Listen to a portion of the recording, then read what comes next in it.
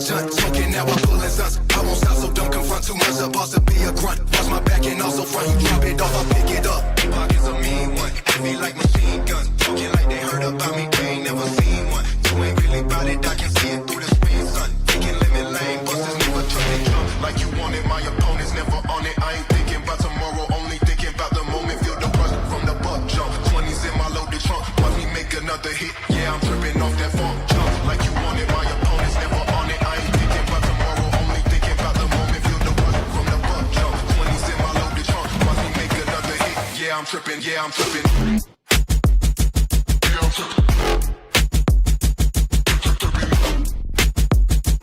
Yeah, I'm tripping. Let me make another hit. Yeah, I'm tripping. Yeah, I'm tripping. Yeah, I'm tripping. Let me make another hit. Yeah, I'm tripping. Demons in my head again. Let me grip my lyric pen. Fire burning from my junt. Smoking now, I'm pulling stunts. I won't stop, so don't confront too much. A boss to be a grunt. Watch my back and also front. Drop it off, I pick it up.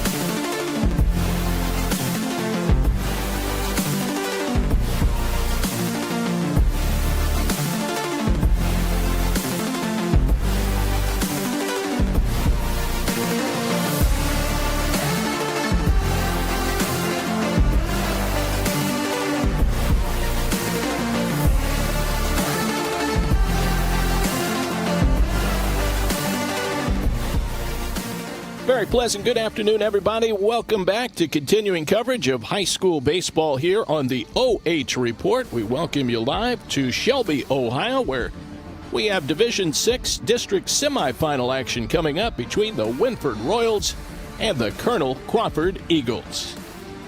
David Wilson reporting from the Whippet Athletic Complex. These two teams are conference rivals from the Northern 10. They split 2 games during the regular season. And today they meet for a third time. This one will determine who goes to the district championship game. It is a cloudy and overcast day here at Shelby, but as of now it is dry, 74 degrees, so for the most part perfect conditions for high school baseball. It's the Royals and Eagles. We'll get our Burkhart Farm Between the Bases show going when we come right back in just a moment. You're watching high school baseball on the OH Report.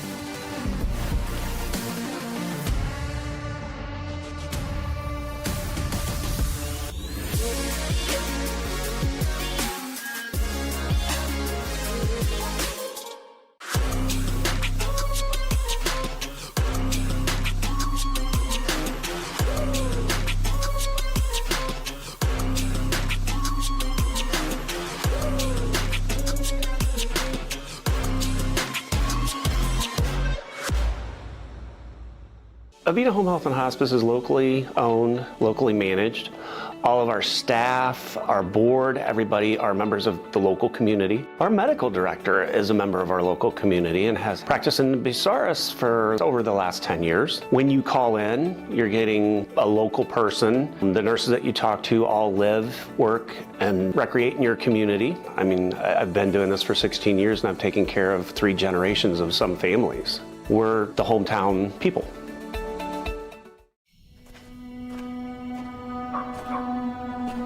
We toil.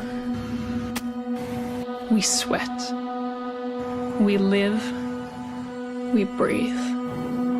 We ache and cry and laugh and bleed.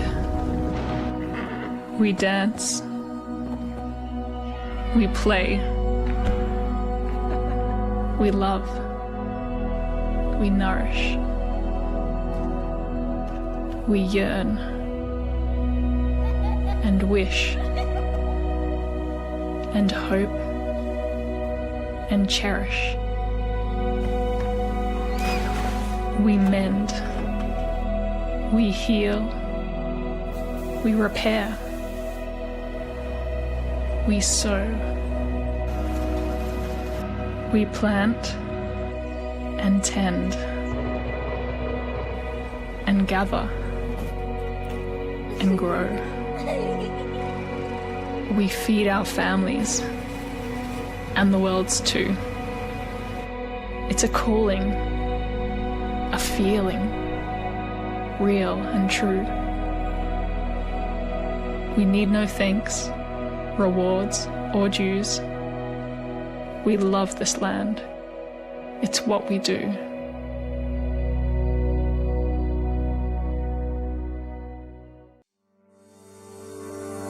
In business and ag banking, it's not just about the numbers, it's about the people. At First Federal Community Bank, we believe relationships are the foundation of every successful partnership. We can help you grow your farm through various ag programs, including working with our local FSA offices, as well as Farmer Mac. We have many commercial business programs to help make your day-to-day operations easy and convenient. Because when you bank with us, you're not just a customer, you're family. Tournament baseball is almost here, and sponsorship opportunities are filling fast. Put your business in front of local fans, families, and communities across the region's largest high school sports network. Reach out today to secure your spot on the OH Report, the future of local sports.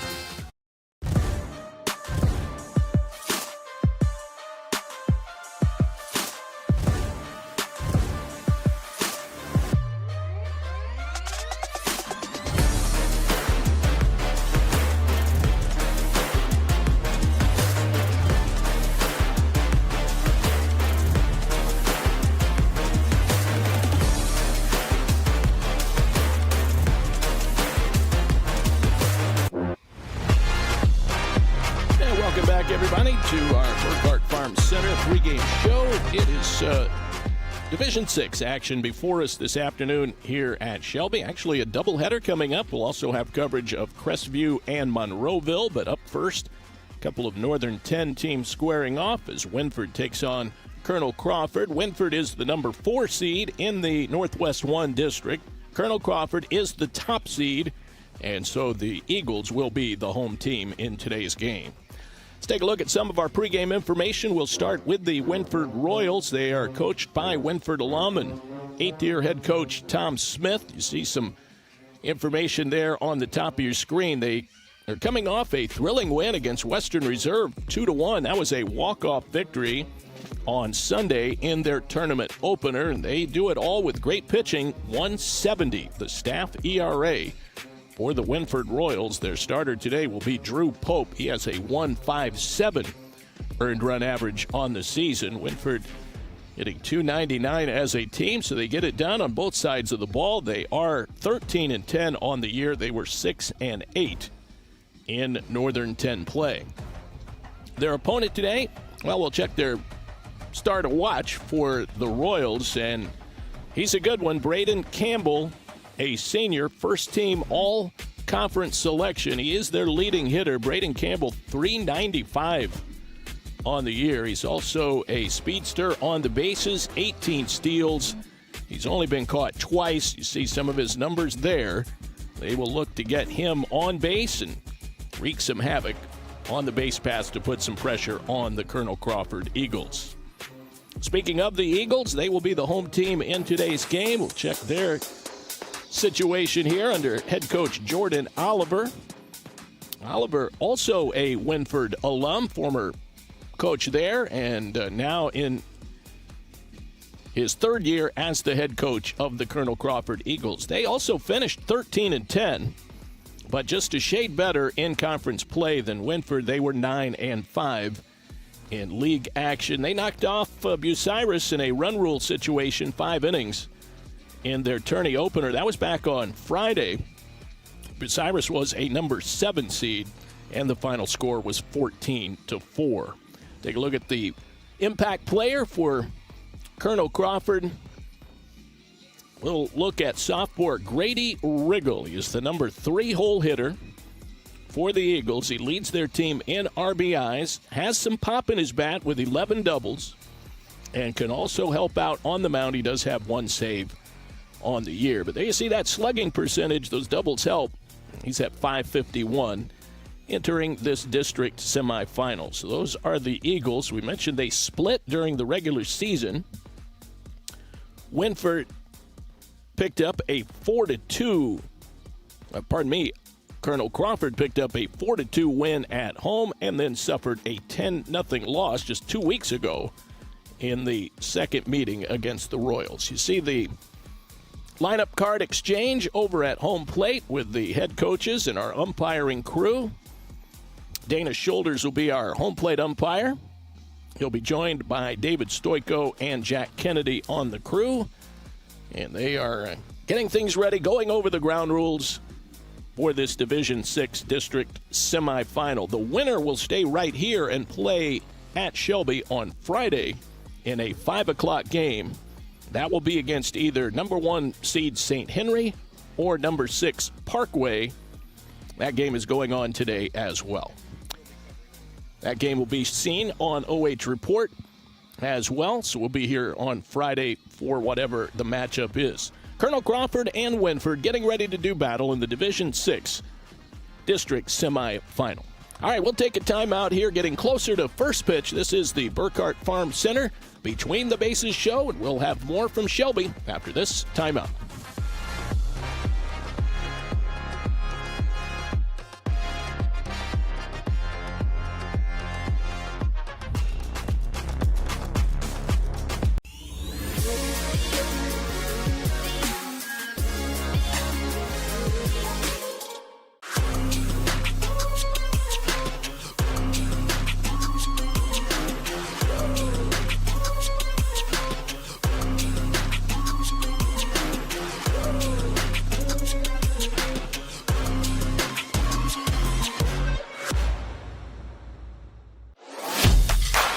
I'm Steve Kroll, president of First Federal Community Bank.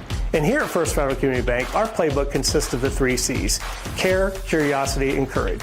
Just like your team, our 3 C's strengthen our communities and our team here at First Federal Community Bank. On behalf of our team here at First Federal, we want to wish all of our area teams and coaches the best of luck this season. Yes!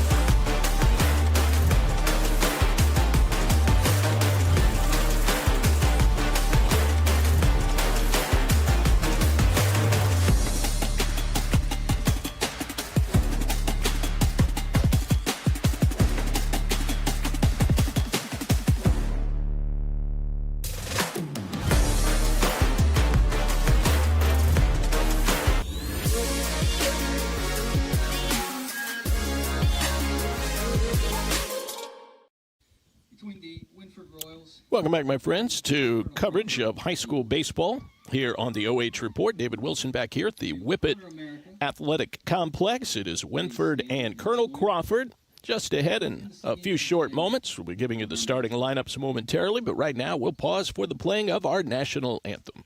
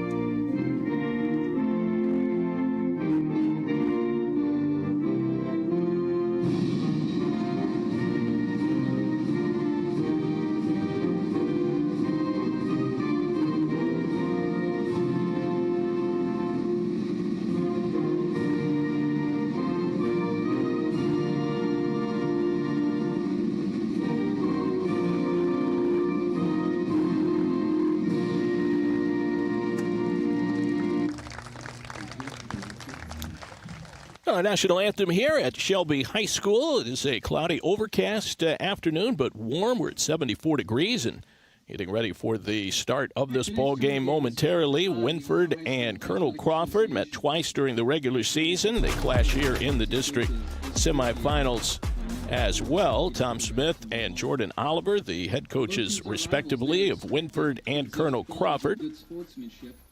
So we mentioned Colonel Crawford knocked off Bucyrus in run rule fashion, 14-4. That game was on Friday and shortened to 5 innings. Wynford was pushed to the limit by Western Reserve, and they won 2-1 on a walk-off on campus. I believe they're going to do some introductions of players, and so I think they're going to do that when they do that. If that's the direction they go, we'll throw it over to listen in, and we'll do that right now and listen in to the introduction of the players. The team on the scoreboard are the Wynford Royals. Wearing number 1, Landon Miller. Number 2, Gage Massey.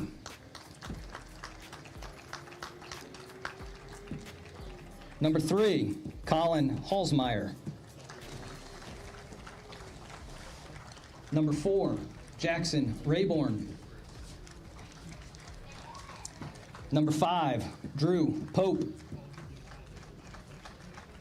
Number 6, Laven Reed. Number 8, Jesse Whitmire. Number 9, Reed Johnson. Number 10, Brayden Campbell. Number 11, Jaron Vance. Number 12, Jackson Tate. Number 13, Clay Rogers. Number 15, Braylon Wells. Number 20, Levi McLaughlin. And number 34, Hayden Langendorfer. Royals are coached by head coach Tom Smith, assisted by Spencer Muchler, Chris Halsmeyer, Doug Miller, Chris Rogers, Dustin Ritchie, Tony Stover, Scott Langendorfer, and Wyatt Smith. Now let's meet the home team on the scoreboard, the Eagles of Colonel Crawford. Wearing number 1, Parker Weithman. Number 2, Nate McCartney. Number 3, Joe Zizzo. Number 5, Gabe Stratton. Number 7, Bryant Barry. Number 8, Van Wintersteller. Number 9, Peyton Baker. Number 10, Carson Rader. Number 11, Evan Metzger. Number 12, Grady Riggle. Number 13, Brayden Hickman. Number 14, Jensen Landon. Number 15, Walker Kramer. Number 16, Braden Holt. Number 17, Tice Lyle. And number 19, Carter Rittenauer. Eagles are coached by Jordan Oliver, assisted by Lee Moore, Josh Riggle, Matt Starr, Steve Rittenauer, and Will Bowen. All right, those are the introductions of the rosters here.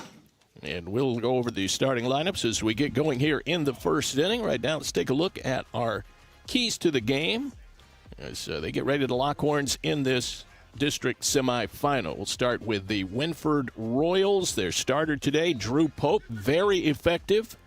They'll need to back him with some early offense to take down the number 1 seed Colonel Crawford Eagles. They need to play airtight defense. You cannot give team as opportunistic as the Eagles, free base runners and free run-scoring opportunities. For Colonel Crawford, their keys to the game, Jordan Oliver. He is hoping to see his team respond today and do well in these areas. They want to move runners along, play a little small ball. They have 27 sacrifice bunts on the season, so if they get someone on, look for them to try to move the runners into scoring position, and they need to shore up their defense. 60 errors on the year in district play. As you go along in the tournament, games get more and more critical and more evenly matched, and so untimely errors can certainly do a team in. Those are the keys to the game. There you get a look on your screen at Tice Lyle. He is a senior right-hander, 4-1 on the season, a 4.08 earned run average. This will be his 13th appearance and his 7th start. He's thrown the ball well, 34 to third innings, 26 runs, 20 earned. He's walked 12 and struck out 24 pitches to contact. Opposing hitters hitting .310 against Tice Lyle. Had a big win, perhaps his best outing of the year against Cary, a team that only lost one conference game, and that was it. And Tice Lyle was the winning pitcher in that game in Colonel Crawford's victory. Well, along with producer Adam Thompson, who now has a very sore arm from holding up the mic to the PA system here, but we appreciate all of Adam's great work getting our broadcast set up. Brandon Powell is our camera operator, and we're set for action here in Shelby, Ohio. Looking forward to bringing you some district semifinal baseball, and then we'll be back here on Friday as well. Number 3, Colin Holzmeyer. Well, here's Colin Holzmeyer. He'll lead things off. The Wynford second baseman. He's hitting .333 with 10 runs batted in. Lyle rocks into the motion. First pitch on the way, taken a little bit low, and off we go here, starting at 2:05 Eastern Time against 74 degrees here in Shelby, Ohio. Next pitch popped up, might get him the first out. Winter Stellar over by the side wall, makes the catch. And that's the way today's game begins. Leadoff batter retired. One down, Brayden Campbell making his way to the plate. Brayden Campbell. Campbell batting second at short. He'll be followed by Jackson Tate, the first baseman. Clay Rogers, the DH. Gage Massey will hit fifth and play left. Then Drew Pope, the pitcher, will bat sixth. First delivery. That one's popped up. Maybe playable for Winter Stellar in foul territory. And backing up, makes the grab. Back-to-back foul outs.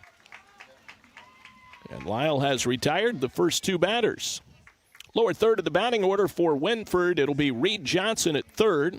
Jackson Rayborn will hit eighth and play right field. And Jaron Vance, the speedy center fielder, will bat ninth. Here's Jackson Tate. Had the game-winning hit on Sunday. The freshman, a breakout season. This one is fisted foul, but it drops in front of Winter Stellar. Tate, a .367 batter, 13 home runs. He was our featured player. 7 doubles on the year. He has been a pleasant surprise for head coach Tom Smith. He takes that one a little bit low. Tate had the game-winning single. Drove in Holzmeyer, who actually scored from first base on the base hit by Tate for a 2-1 victory against Western Reserve. Swing and a miss. Might have been a foul tip back to Riggle, the catcher. Nobody on, 2 outs. We're just underway here in the first inning. Wynford and Colonel Crawford scoreless. Off-speed pitch. Didn't have a whole lot of bite to it. Taken high.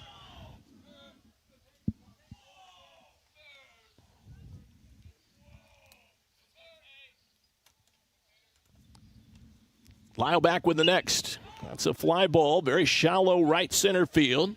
And it'll be taken by Metzger, the right fielder. He handles it no problem, and the Royals go out 1-2-3 in the top of the first. We're off and running here at Shelby High School in the District 6 semifinals. It's Wynford nothing, and the Colonel Crawford Eagles coming to bat.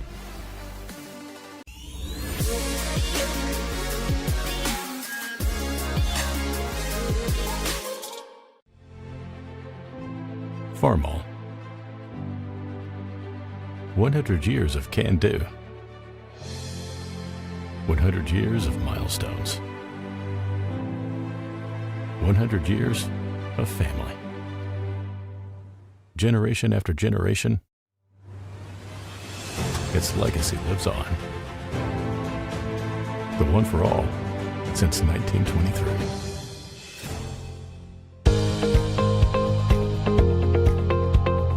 I like being able to give back to the community, and just our teamwork is really solid. It makes it an incredible place to work because a lot of people enjoy what they're doing and want to help out.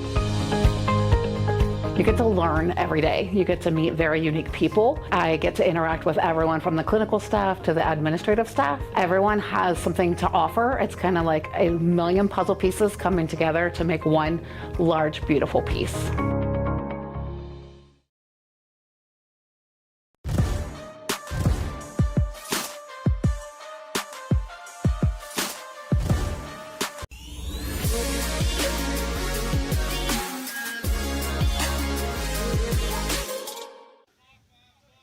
Well, on we go to the bottom half of the first inning. There you see Drew Pope getting ready to make his start in the D6 District Semifinal, Northwest 1 District. Swing and a miss by the leadoff batter, Brayden Holt.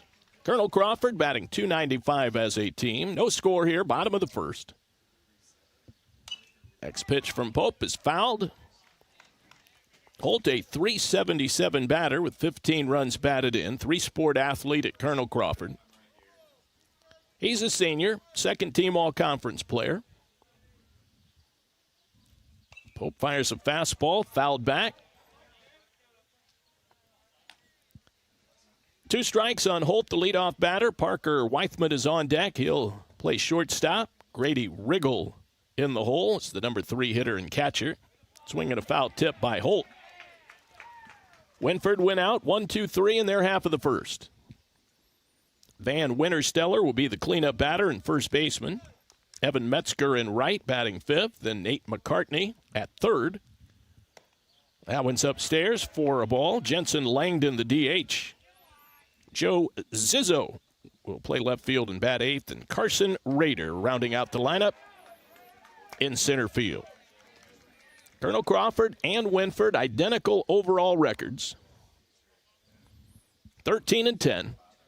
2-2 pitch, lifted in the air, out to center field. Drifting back on it is Vance, and to his right, he'll slap the leather on it. That is out number 1.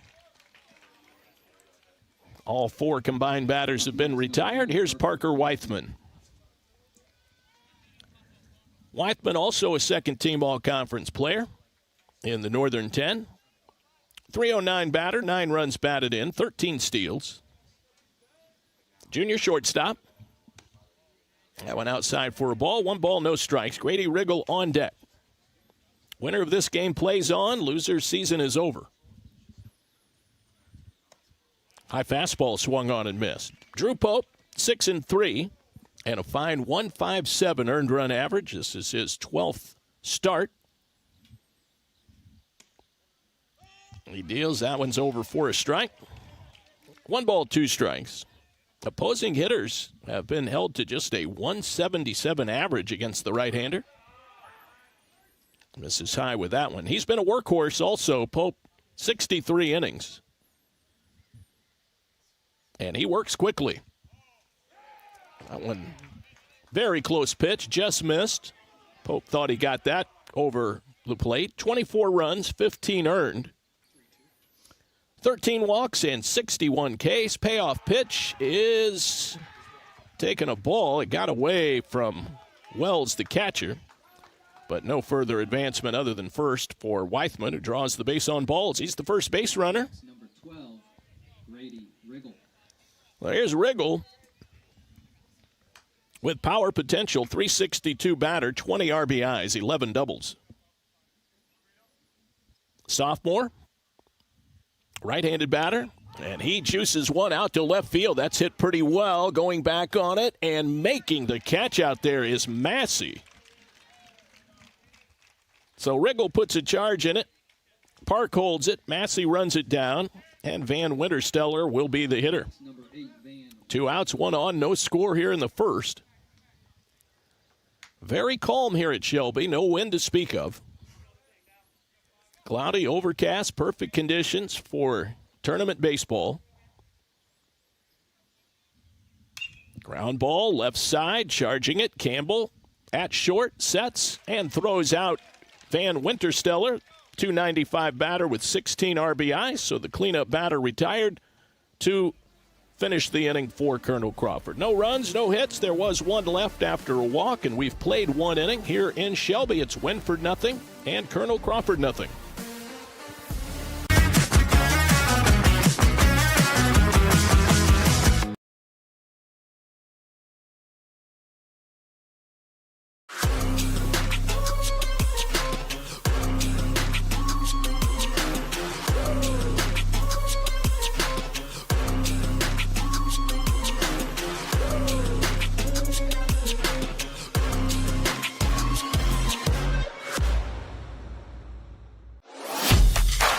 I'm Steve Crawl, president of First Federal Community Bank. And here at First Federal Community Bank, our playbook consists of the 3 C's: care, curiosity, and courage. Just like your team, our 3 C's strengthen our communities and our team here at First Federal Community Bank. On behalf of our team here at First Federal, we want to wish all of our area teams and coaches the best of luck this season. Yes!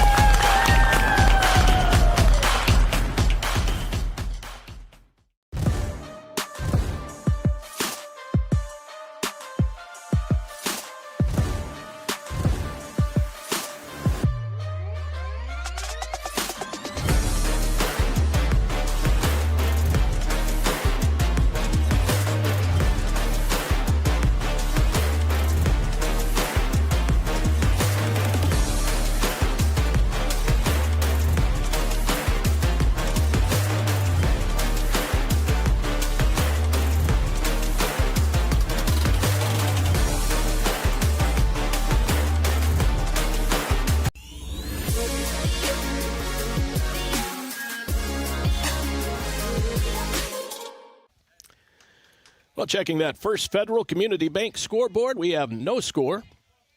As we go to the top half of the second inning, here comes Clay Rogers for the Wynford Royals. Facing Tice Lyle, the senior. 4-1 on the year, and the right-hander fires an off-speed pitch up there, misses low.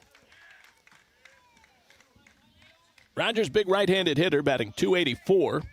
Does have a home run, 16 runs driven in. Bases empty, leadoff batter here in the second, and he shoots one out to right, and that will drop in for the game's first hit. Clay Rogers aboard at first base. Gage Massey making his way to the plate.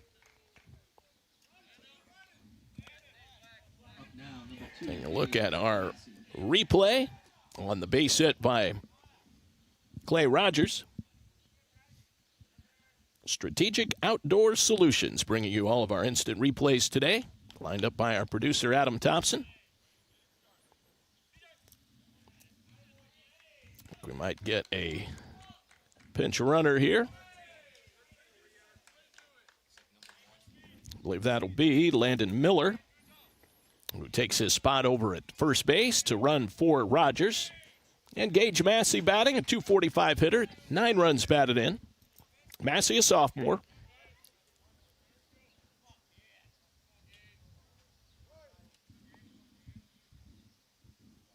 So Lyle working with a man on. First base runner for Wynford. Scoreless game in the second. There's a called strike inside corner.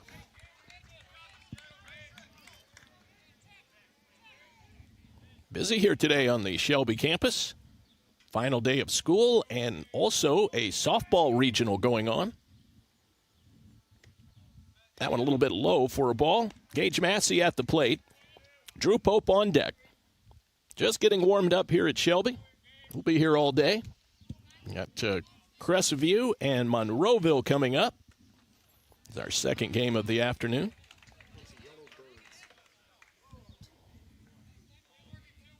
Two balls, one strike to the speedy Gage Massey, the Wynford left fielder. That one fouled back, tried to time up a off-speed pitch. Runner at first base is Landon Miller. Wynford does not have as large a roster and thus not as many options for Tom Smith. Colonel Crawford has a few extra personnel for Jordan Oliver to use. Third meeting between these Northern 10 rivals. Wow, with the fastball, that's down low. 2-2 to George Massey. We've had one really nice catch. That was Massey in the bottom of the first inning on the ball hit by Grady Riggle. Chopped on the ground. It'll stay fair down the third base line. McCartney throws high. It goes over the head of Wintersteller. That's going to allow Miller to come to third. He is coming to the plate. One bounce throw there, and he is hung out to dry, and he is tagged out by Riggle.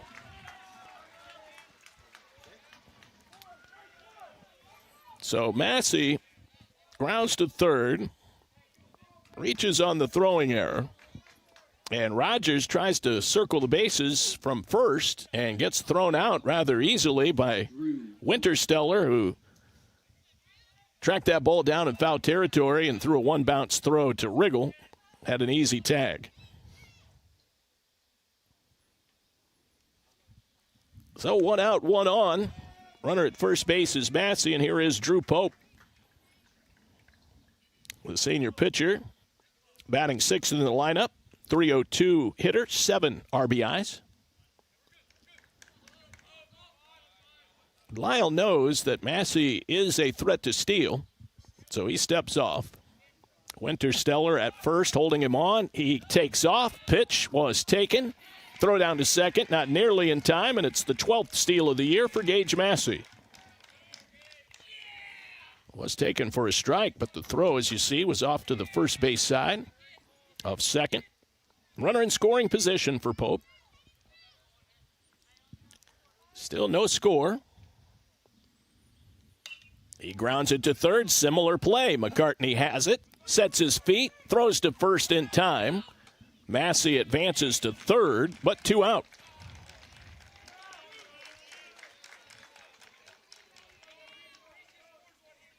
Well, that time McCartney made a strong throw. The return to third, not in time to get Gage Massey. Batter is Reed Johnson. Up next, number 9, Reed Johnson.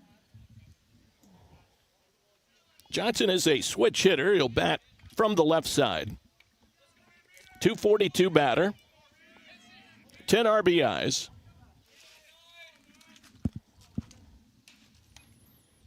Fouls that one off for strike one.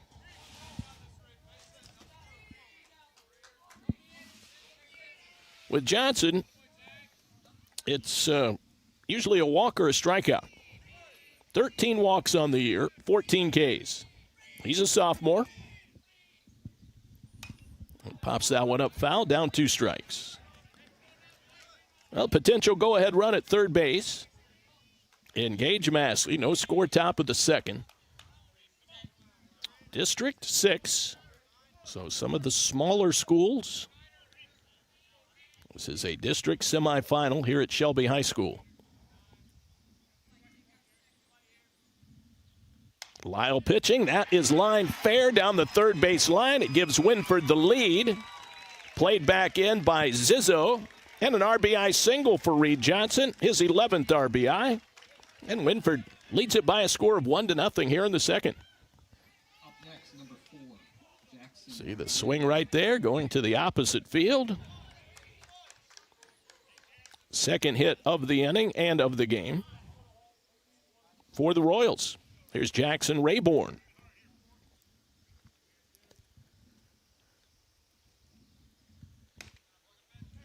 That one's over for a strike. Again, our home plate umpire is Dana Shoulders. Jack Kennedy over at first. David Stoico at third. That one a little bit high, 1-1.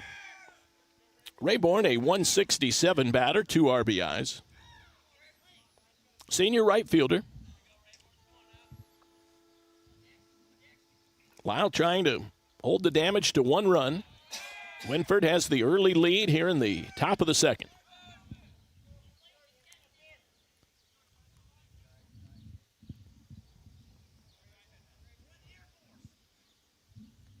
Next pitch, grounded to the right side. Holt scoops it up. The second baseman throws out Rayborn. And the side retired. 1 batter too late for Tice Lyle. 1 run, 2 hits. There was an error. And 1 runner was left on base. We go to the bottom half of the second inning. It's Wynford 1, Colonel Crawford nothing.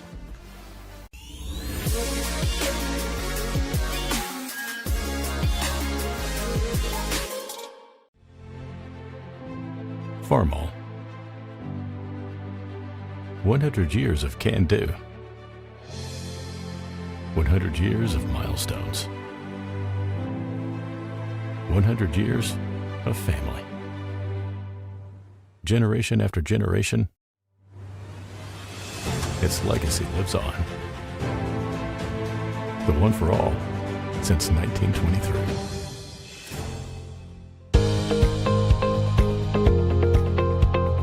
I like being able to give back to the community, and just our teamwork is really solid. It makes it an incredible place to work because a lot of people enjoy what they're doing and want to help out. You get to learn every day. You get to meet very unique people. I get to interact with everyone from the clinical staff to the administrative staff. Everyone has something to offer. It's kind of like a million puzzle pieces coming together to make one large, beautiful piece.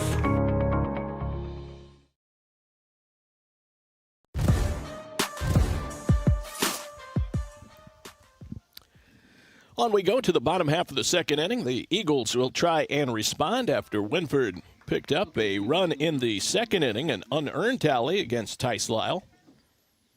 Evan Metzger leading things off. Waves and misses. 1 ball, 1 strike. Metzger, McCartney, and Landon. Here in the second inning for the 13-10 Colonel Crawford Eagles. Swing and a miss. Good pitch by Pope.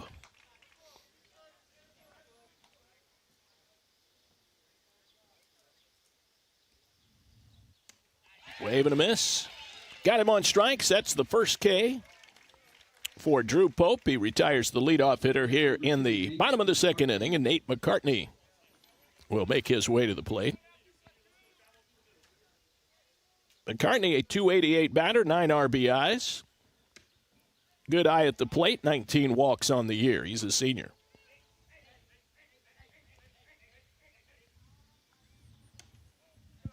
That one misses, 2-0. Jensen Landon on deck. Colonel Crawford, coached by Jordan Oliver. That one's upstairs. Pope walked about her in the first and worked around it. 1 out here, bottom of the second. Right-hander needed a strike. He got it. McCartney taking all the way.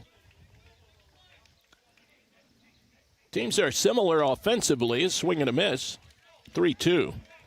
Wynford hitting .299 as a club. Colonel Crawford .295. That one missed just outside. So McCartney again demonstrating his ability to draw walks. That's his 20th of the year. There's Landon, the DH, left-handed batter, hitting .267, 1 home run, 13 knocked in. 1-0 Wynford. There's a strike at the knees. Joe Zizzo on deck.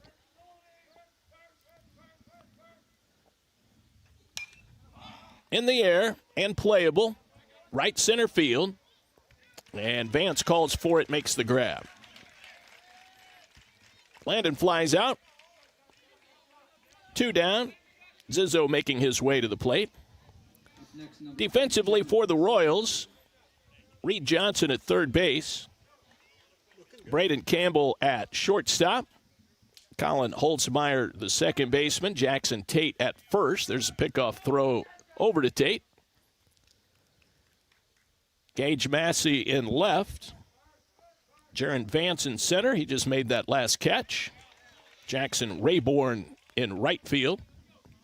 Catcher is Braylon Wells, who was not hitting in the lineup, but is handling the catching duties. One bouncer to the second baseman, Holtzmeyer, and he throws out Joe Zizzo. That retires the Eagles. No runs or hits. There was a walk. Runner left on base, and the Eagles have stranded 2. We've played 2 innings here in the Northwest 1 District Semifinal in Division 6. It's Wynford 1 and Colonel Crawford nothing.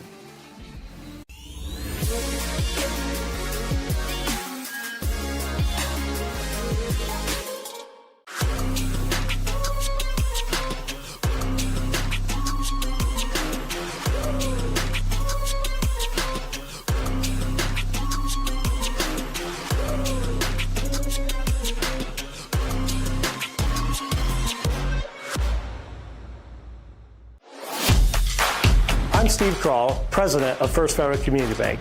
And here at First Federal Community Bank, our playbook consists of the 3 C's: care, curiosity, and courage. Just like your team, our 3 C's strengthen our communities and our team here at First Federal Community Bank. On behalf of our team here at First Federal, we want to wish all of our area teams and coaches the best of luck this season. Yes!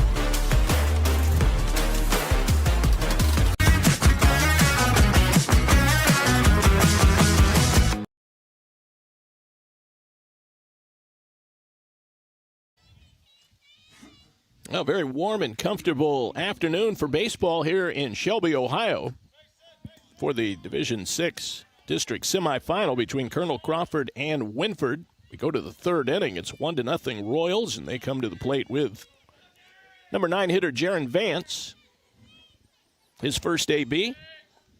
Tice Lyle back to work for Colonel Crawford. Catches the corner at the knees, strike 1. Vance, a .250 batter. 1 home run and 8 runs batted in. This one lifted to left, hit pretty well, pretty deep. Going back, it's got a chance. That ball is off the base of the fence. Extra bases for Vance. Almost got it out of here. Settles for a 2-base hit to lead things off here in the 3rd.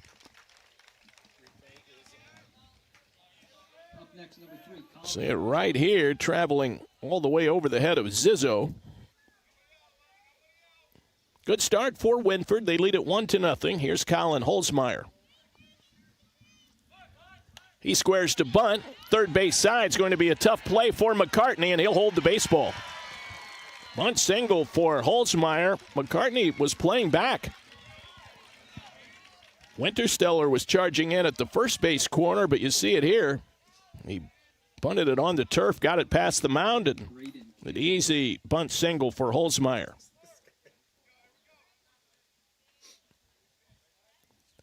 Back-to-back hits, and now runners are on the corners.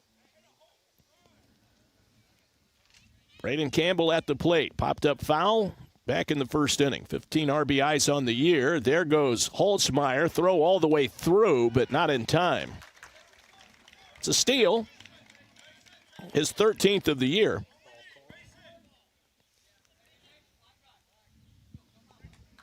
Now a couple RBIs out there for Campbell if he can collect a hit.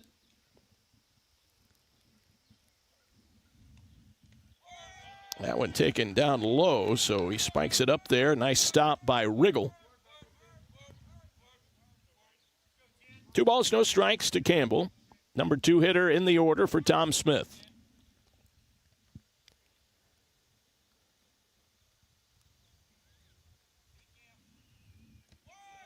That one down low.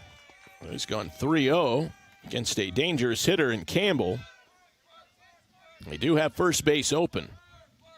1-0 Wynford in the third. Riggle calls time. He'll go out and talk with Lyle.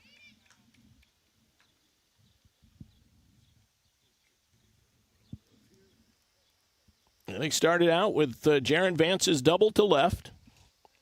Holzmeyer trying to bunt him over to third. Got himself a base hit. And then stole second.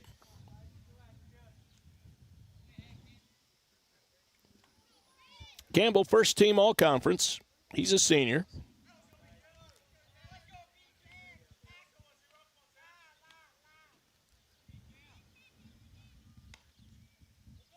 That pitch taken high, ball 4. So the bases are loaded with nobody out. Major threat going here for the Royals. And Jackson Tate.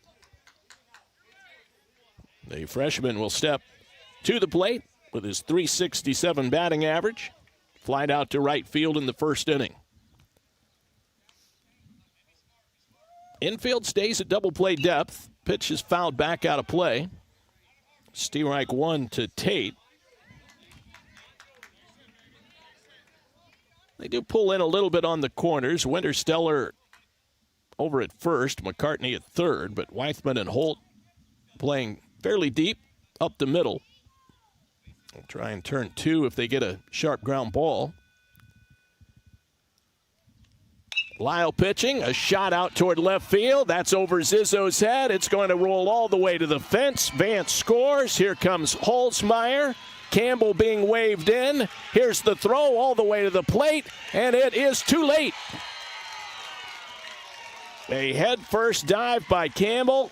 He gets in there. It's a 3-run double for Jackson Tate as he puts a charge into one into left field. And that makes it a 4-0 ball game in favor of the Wynford Royals here in the third. The Eagles will take time.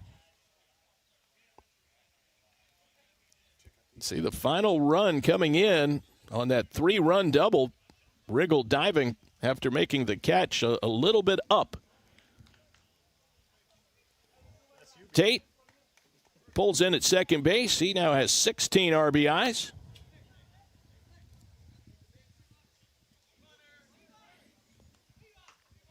So the Eagles strategize here. A little break for Tice Lyle. 3 hits in the inning plus a walk. Wynford will employ a pinch runner.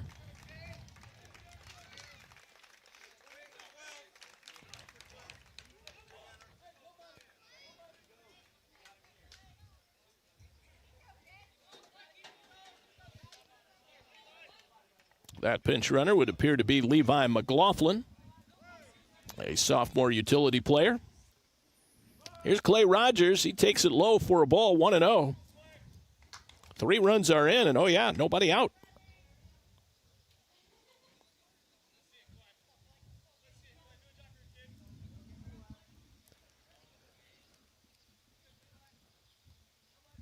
Lyle pitching. This one, a fly ball, shallow left center field. Long run, but it hangs up for Rader. Rader, their fastest outfielder. He's able to corral that one. Rogers retired. Up next, number 2, Gage Massey. 1 out for Gage Massey. 3 runs in on the big blast by Tate. Massey had a ground ball his first time up. It was thrown away for an error by McCartney. Helped set up the first run for Wynford in the second. And now they've added to it with 3 here in the third. Massey, a right-handed batter, takes it inside.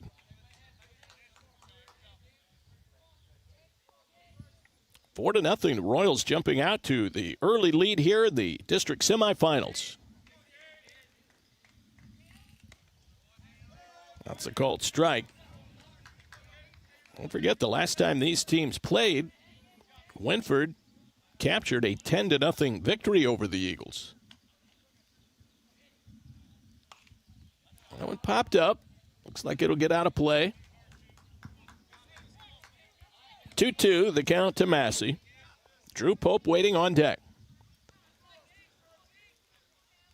Tice Lyle trying to hit the reset button.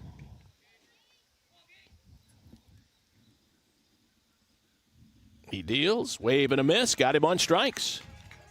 So Massey goes down swinging. That's the first strikeout for Tice Lyle, and a much-needed one. 2 down for Drew Pope.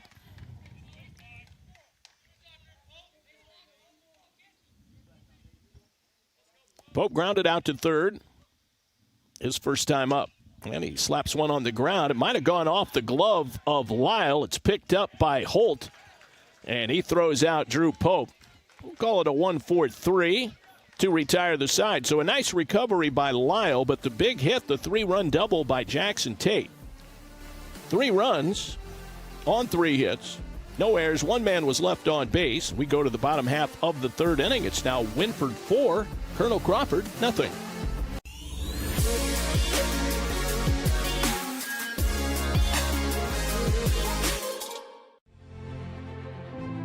Farmall.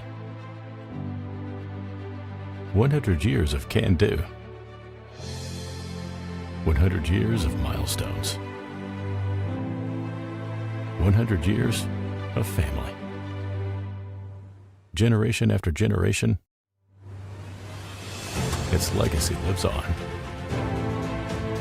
The one for all since 1923.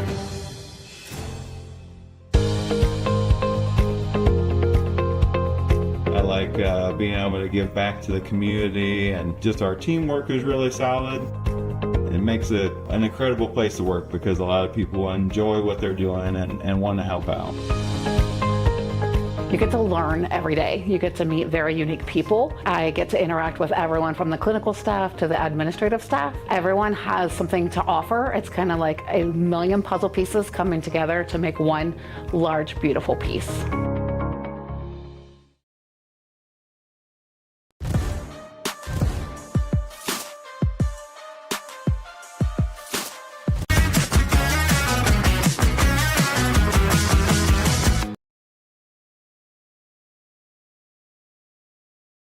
Producer Adam Thompson, Dave Wilson calling it here at Shelby High School.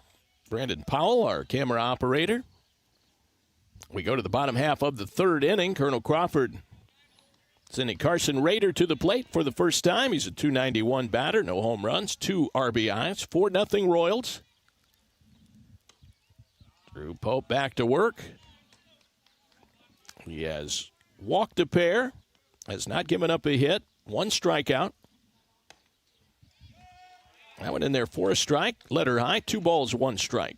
Carson Rader, then Brayden Holt, then Parker Weithman for Colonel Crawford. That one skips on the turf. Again, all turf infield here, plus mound and plate area, so there's no dirt at all on the infield. Wave and a miss. Full count to the leadoff batter here in the home 3rd inning. 4-0 Wynford. Jackson Tate's 3-run double was the big blow in the 3rd inning. This one bounced to shortstop. Campbell, long throw from the hole at short. And a nice stretch by Tate over at first, and that combines to get Rader out. 6-3 on the putout. Here's Brayden Holt, top of the order for Colonel Crawford. Up next, Brayden Holt. Colonel Crawford averaging 6 runs a game. This one a weak tapper back toward Pope. He fields and plants and throws him out. So Holt, the tapper, back to the pitcher. 2 gone now, and Parker Weithman to the plate. He walked his first time up. And another one of our strategic outdoor solutions replays. Base is empty, and Pope starting to settle in now.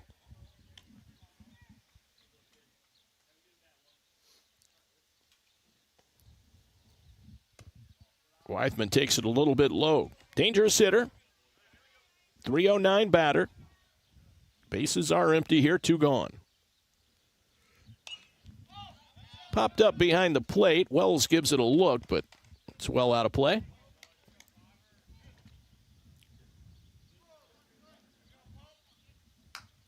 Baseball field here adjacent to the Whippet's football facility. This one poked out to right. Rayborn has plenty of room in fair territory, makes the catch. And the side retired in order for the first time today by Drew Pope. Nothing across as Colonel Crawford goes out 1-2-3. David Wilson here at Shelby High School. 3 in the books in this district semifinal. It's the 4 seed Wynford Royals leading the top-seeded Colonel Crawford Eagles 4-0.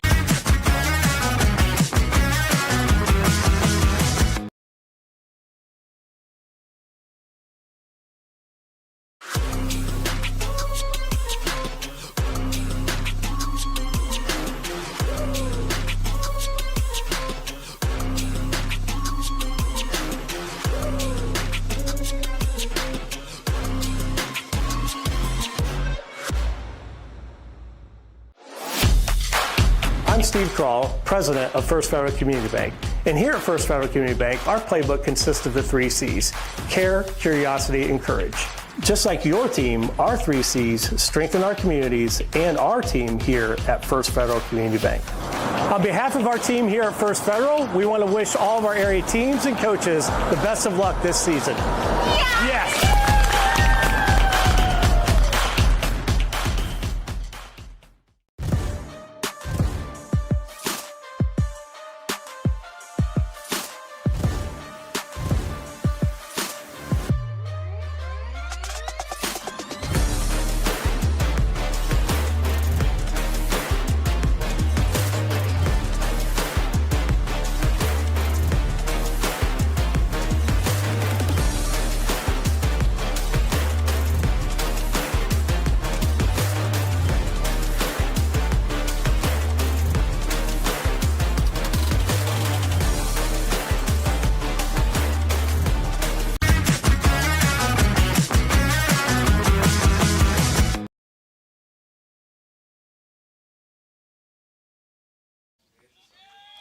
Well, the Royals will try and stay hot as they come to the plate in the 4th inning. They lead it 4-0. Reed Johnson leading things off against Tice Lyle.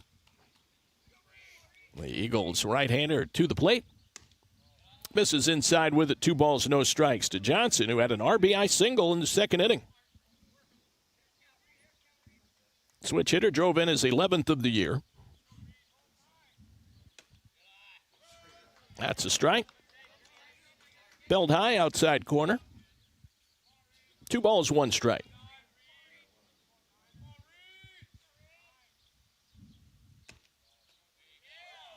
That one close, but no cigar there on the borderline pitch. Reed Johnson ahead, 3 balls, 1 strike. Busy day for high school baseball.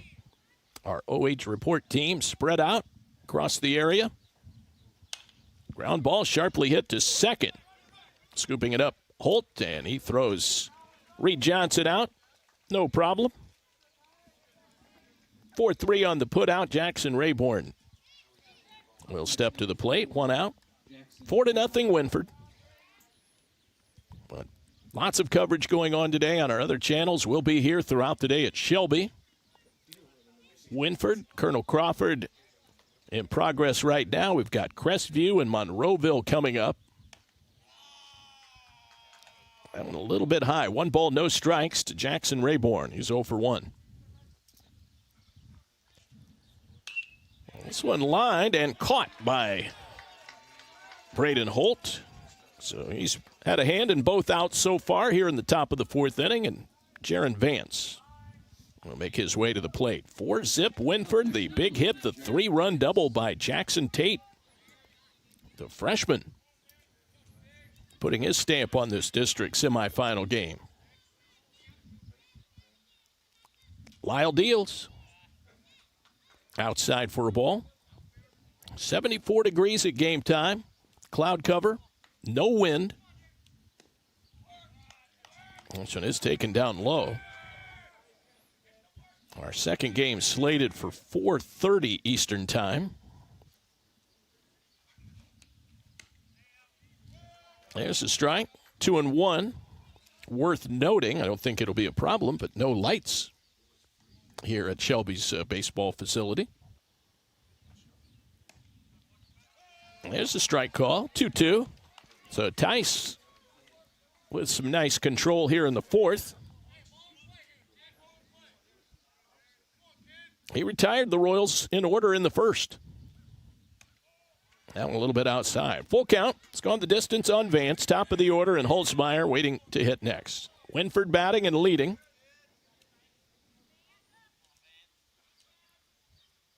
Lyle rocks. Fires it up there. An off-speed pitch swung on and missed. He picks up his second strikeout, and he indeed retires the Royals in order here in the top of the fourth inning. 3 1/2 innings in the books in this D6 district semifinal. It's Wynford 4, Colonel Crawford nothing.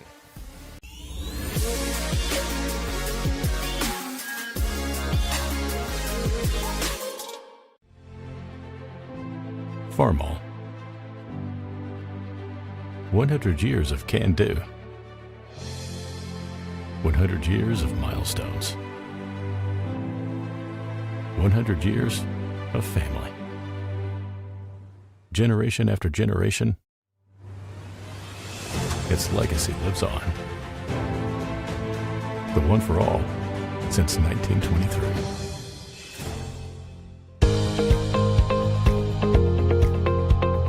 I like being able to give back to the community, and just our teamwork is really solid. It makes it an incredible place to work because a lot of people enjoy what they're doing and want to help out. You get to learn every day. You get to meet very unique people. I get to interact with everyone from the clinical staff to the administrative staff. Everyone has something to offer. It's kind of like a million puzzle pieces coming together to make one large, beautiful piece.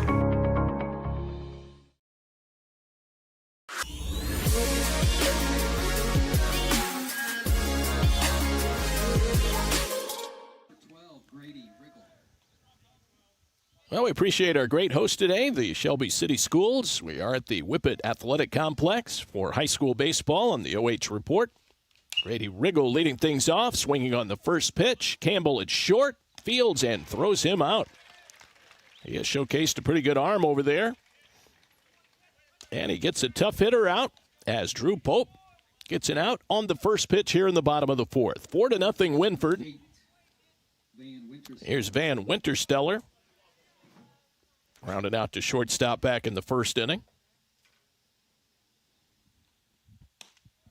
That is the third batter that has grounded out to shortstop. Wintersteller, the Colonel Crawford cleanup man. Here is the pitch, and let's take it a little bit outside.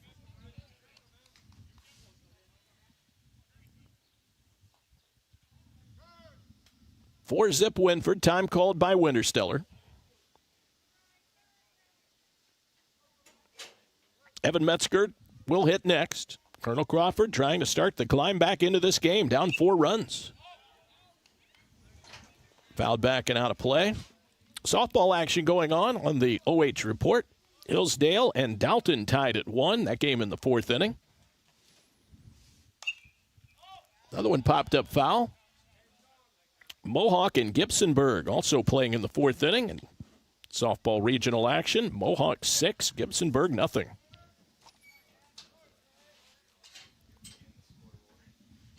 Next pitch, hit hard on the ground, base hit center field.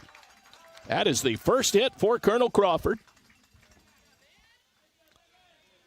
Van Wintersteller collects the first safety for the Eagles. A man aboard, 1 out. Evan Metzger batting. He struck out back in the 2nd inning.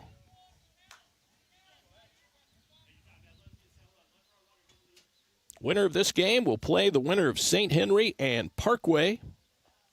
They'll play it right here at this field on Friday at 5 Eastern Time. Coverage on the OH Report.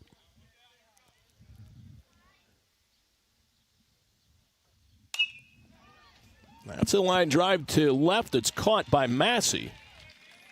Metzger hit it pretty hard, but lines out to the left fielder, and Nate McCartney will step to the plate as you see Massey doing his work out in left.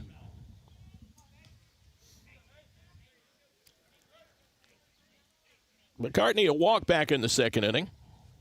Runner at first, 2 outs, 4-0 Royals. It's the rubber game of a 3-game series this season. They've split the first 2 games. Those were the regular season meetings.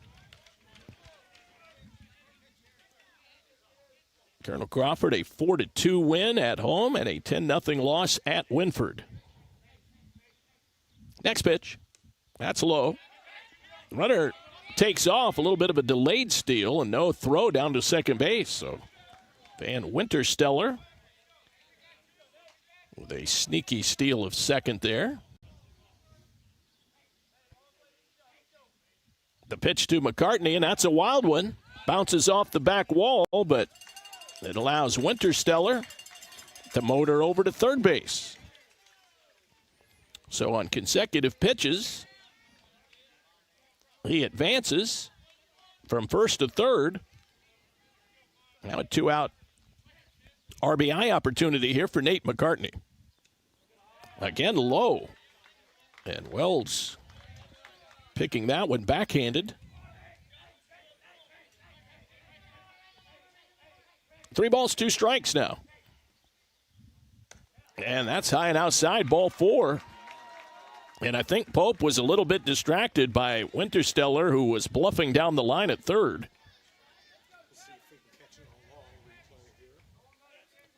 Jensen Landon will bat. First and third now, 2 out.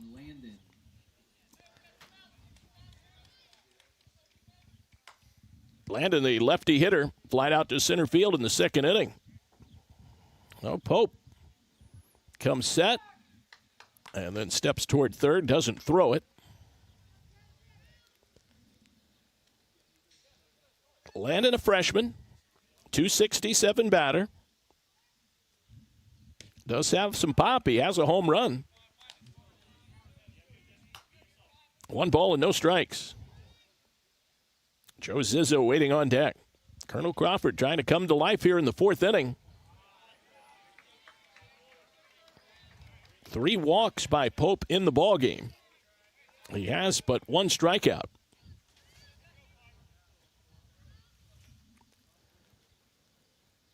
He deals. That's a strike at the knees. 2-1. Pope trying to concentrate exclusively on the hitter at the plate with 2 outs. That one is lifted to shallow right. That'll drop for a hit and score a run.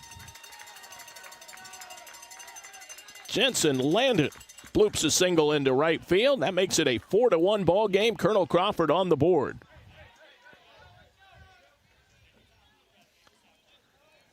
And again right there, maybe a little off the end of the bat, but got the job done. 2 hits in the inning, plus the walk. You factor in the steal and wild pitch, and it's added up for a Colonel Crawford run.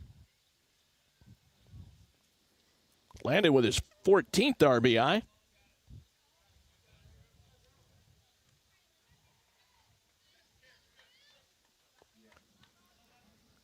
Joe Zizzo, the batter. 2 outs. Zizzo, a ground out, his first time up. Right-handed hitter takes it high. 1 ball, no strikes. He's the number 8 batter in the order.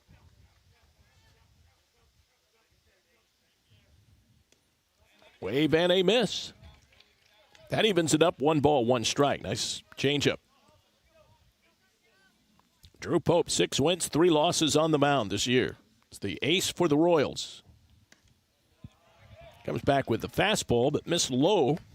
Carson Rader on deck. 2 on.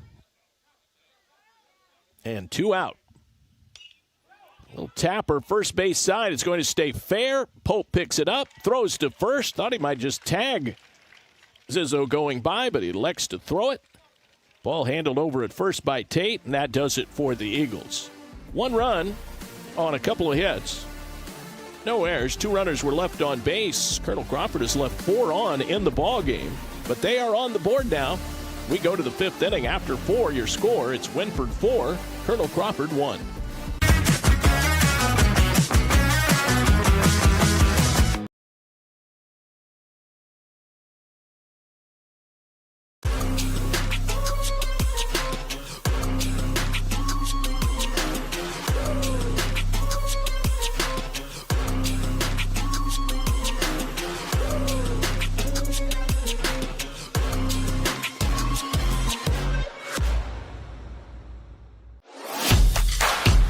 Steve Crawl, president of First Federal Community Bank. And here at First Federal Community Bank, our playbook consists of the 3 C's: care, curiosity, and courage. Just like your team, our 3 C's strengthen our communities and our team here at First Federal Community Bank. On behalf of our team here at First Federal, we want to wish all of our area teams and coaches the best of luck this season. Yes!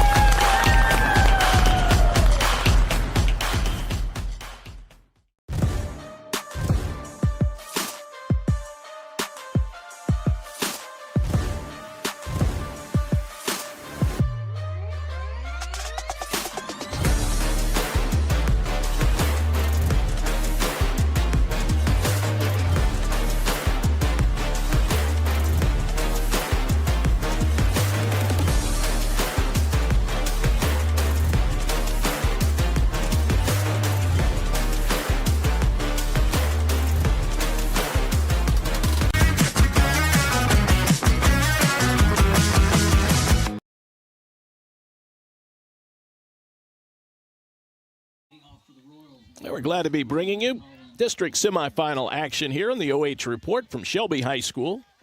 4-1. Wynford leading Colonel Crawford. Here come the Royals as they bat in the 5th, top of the order. Colin Holzmeyer fouls it back. 1 strike. Tice Lyle back to work. Lyle retired the side in order in the 4th. In fact, if you go all the way back to the 3rd, he's retired 6 in a row, which that string started immediately after the Jackson Tate 3-run double. 0-2 to Holzmeyer, who is 1 for 2. The right-hander delivers a fastball. Fly ball to Metzger in right. He'll make a one-handed catch. 1 up, 1 down for Brayden Campbell. Up next, number 10, Brayden Campbell. Wynford trying to move on. Punch their ticket to the district final on Friday. A 4-1 lead. Top of the 5th. Colonel Crawford, of course, the number 1 seed in this half of the district and the home team in this game. Campbell a walk and a pop-out.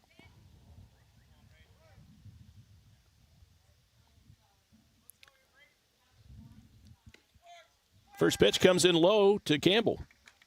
First batter retired. Campbell at the plate. Jackson Tate waiting on deck.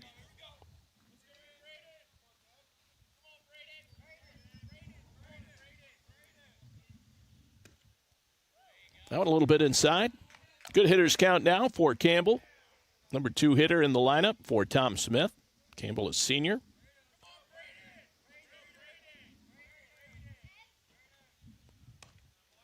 That's over for a strike, 2-1. Again, Campbell does a lot of his damage on the bases where he has 18 steals. Showed his speed on that Jackson Tate double with his race around the bases, scoring from first. Pretty impressive.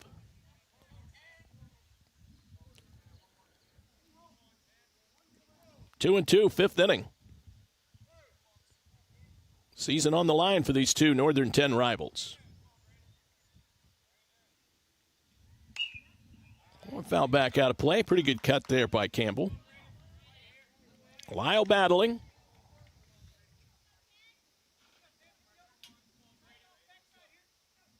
Gave up 3 hits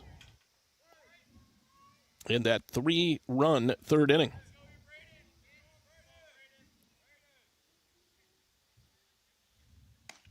Right-hander delivers. That's his best fastball of the afternoon. And he strikes out Campbell with it. Nicely done by Tice Lyle. That is his 3rd strikeout. 2 down. He's retired 8 in a row. And here comes the aforementioned Jackson Tate, making a bid to be our MVP of the game with his 3-run double back in the 3rd inning.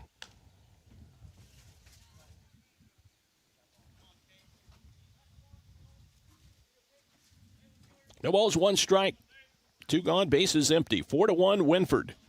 Colonel Crawford got on the board in the bottom of the fourth.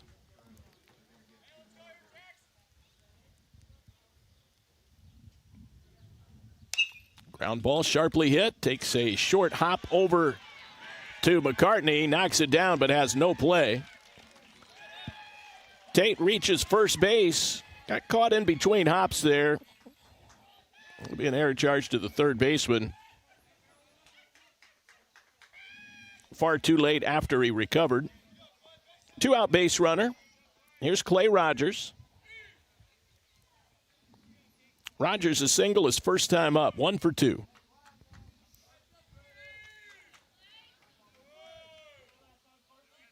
McCartney's second error of the ball game. He had the throwing error back in the second.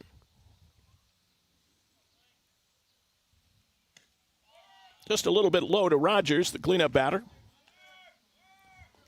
Top of 5 here at Shelby. Throw to first, very close. Jack Kennedy over there says safe. Tate just got back in there ahead of the tag from Wintersteller.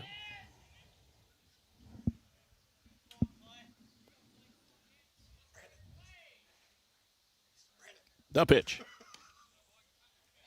That one just a little bit high, perhaps, maybe outside. 2 balls, no strikes. Rogers 1 for 2. Gage Massey on deck for the Wynford Royals. That's letter high strike there.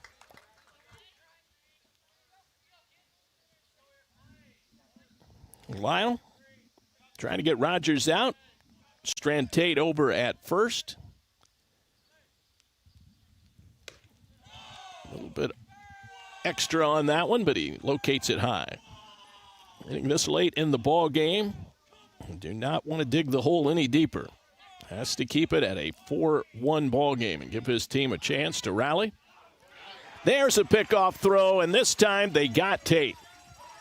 It was close last time, and that time Lyle makes a nice move and picks off Jackson Tate for the third out here in the top of the 5th inning. So no runs or hits. There was an error. No one left on base with the pickoff. And so we're in the middle of the 5th inning here. It's Wynford 4 and Colonel Crawford 1. We'll keep it here during our break between innings and give you a look there at the line score. 4-1 Wynford as they have led throughout. 3 runs in the 3rd inning on the double by Jackson Tate. It came with the bases loaded. That added to a 1-0 lead that occurred in the 2nd inning on a base hit by Reed Johnson.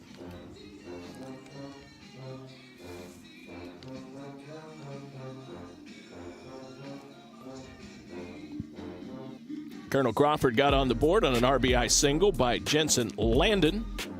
That was in the bottom of the 4th inning.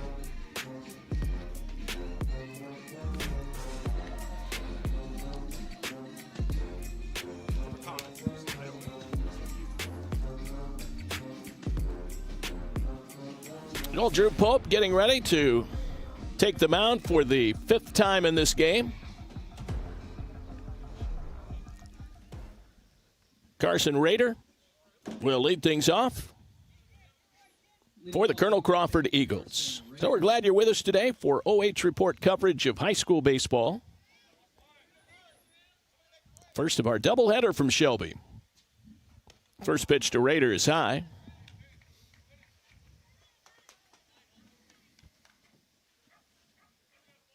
Rader 0 for 1.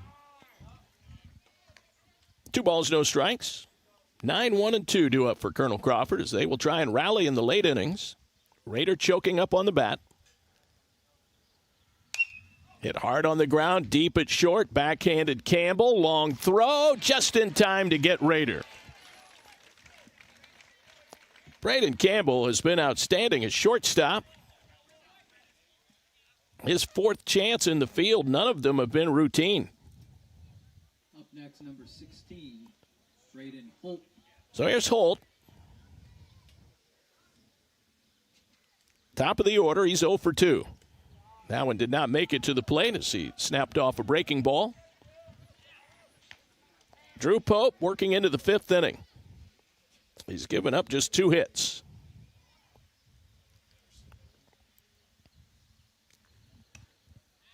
There's a called strike.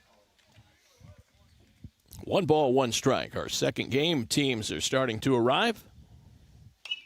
Chopped on the ground, over the mound, charging at Campbell, gloves, and throws on the run. And mark another one down in the great play column by Brayden Campbell. Slow bouncer over the mound. Fielded the ball nice and softly in his glove, and then got a nice throw off to Tate. 2 down. Colonel Crawford with nobody on base. Parker Weithman at the plate. One is taken a little bit high. 1 ball, no strikes.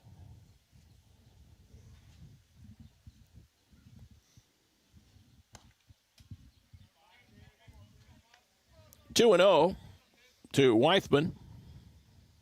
He walked in the first, flied out in the third. He didn't mean to hit it. It's popped up, maybe playable for the second baseman, but he can't get to it. Holzmeyer couldn't get to it. It drops in for a check swing, single over to the right side. So Weithman will take it. Colonel Crawford looking for any kind of base runners to put some pressure on Pope. Up next, number 12, Grady Riggle. So that'll bring Riggle to the plate. He's 0 for 2. And that one is taken high for a ball. 1 ball, no strikes.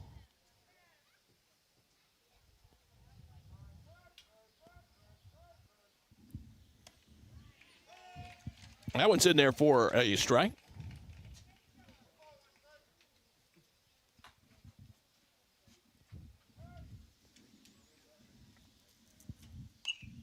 Good cut there, fouled it back to the net. Riggle, a run producer, a team-high 20 RBIs. And not gotten a hold of one today. Runner goes, ground ball up the middle, and a diving stop. Campbell knocks it down. It ricochets into right center field. Weithman to third base. Base hit for Riggle as he cracked one up the middle, and runners are at first and third with 2 out. The second look as Campbell went sliding to try and make a stop. Ball skipping on the turf and picking up speed.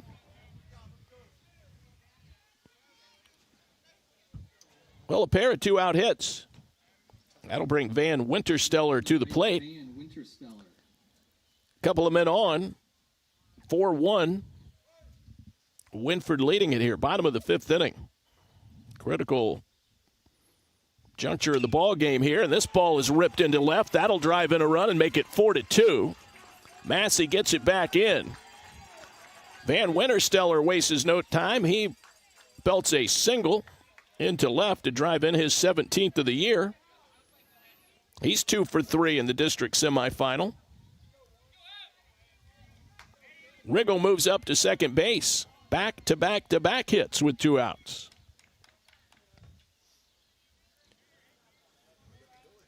Four to 2. Here's Evan Metzger.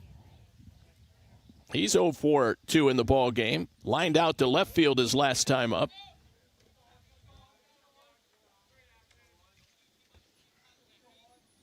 Tom Smith said before the game, if Pope runs into trouble, it'll be Campbell to come in relief. Ball down low. 1 ball, 1 strike to Evan Metzger. The runner at second is Riggle. This one lifted to right, maybe playable for Rayborn, and he will make the catch in fair territory near the foul line. And Pope gets out of trouble and allows just 1 run. 1 run, 3 hits. There were no errors. A couple of runners were left on base. Colonel Crawford has left 6 in the ball game, but it's a little closer now as we go to the 6th. It's Wynford 4, Colonel Crawford 2.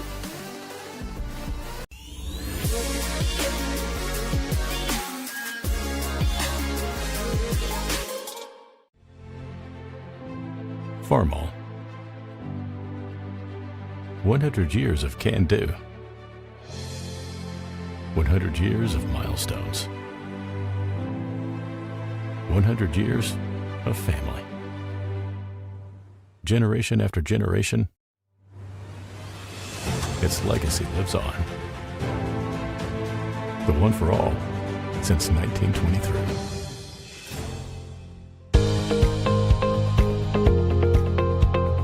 I like being able to give back to the community, and just our teamwork is really solid. It makes it an incredible place to work because a lot of people enjoy what they're doing and want to help out. You get to learn every day. You get to meet very unique people. I get to interact with everyone from the clinical staff to the administrative staff. Everyone has something to offer. It's kind of like a million puzzle pieces coming together to make one large, beautiful piece.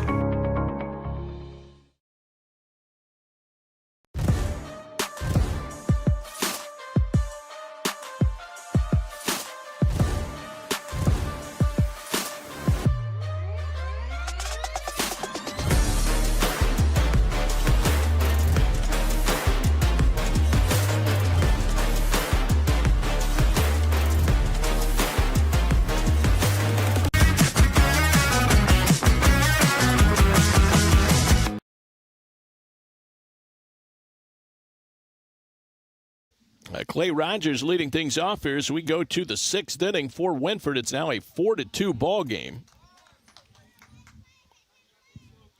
Rogers, Massey, and Pope are the scheduled hitters for Wynford. 4-2. Swing and a miss.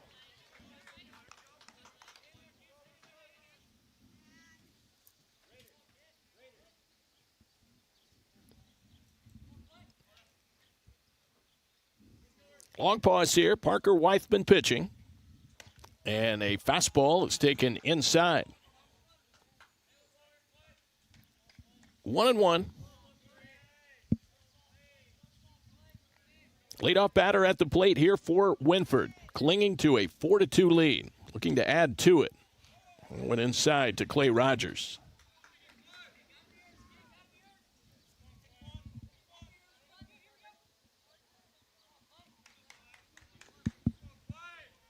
The windup and the right-hander. Bouncing ball toward the middle. Going to be a tough play. And the play made to look easy by Wintersteller, who is now at shortstop. 6-3, they get Rogers out on the big bounding ball up the middle. Next, number 2, Gage Massey.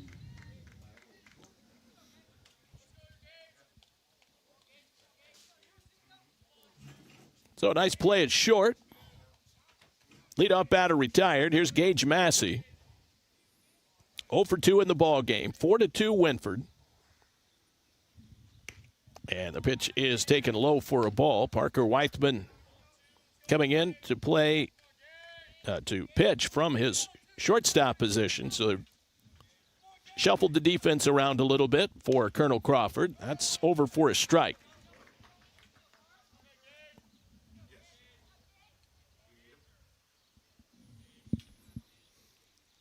Still no wind blowing here in Shelby.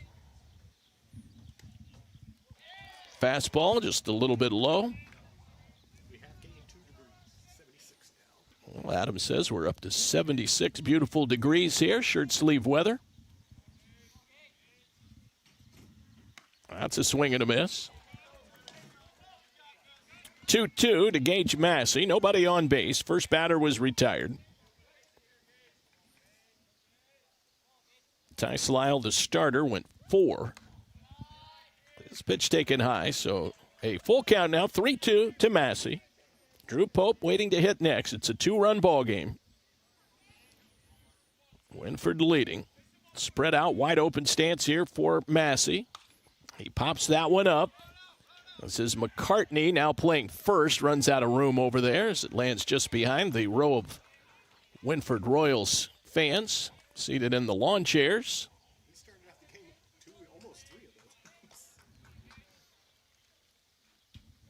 We'll do it again. 3 balls, 2 strikes to Gage Massey, the sophomore. 2 underclassmen squaring off here. Weithman, the junior. Wave and a miss. A little late on the fastball. Massey down on strikes. That's the second strikeout for Parker Weithman in relief.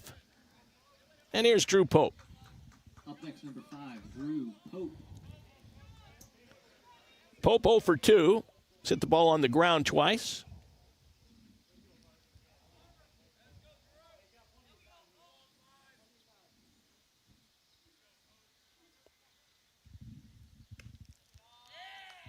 Just a little bit low there. 1 ball, no strikes.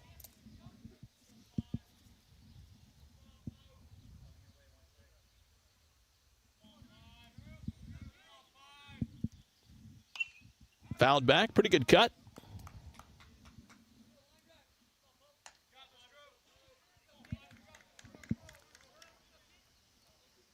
Pope tapped one back through the middle in the 3rd inning that was knocked down by Tice Lyle. He was thrown out then by Holt. This one lined into left. That'll be a base hit. So Pope checks in with his first hit. He's 1 for 3. 2-out single.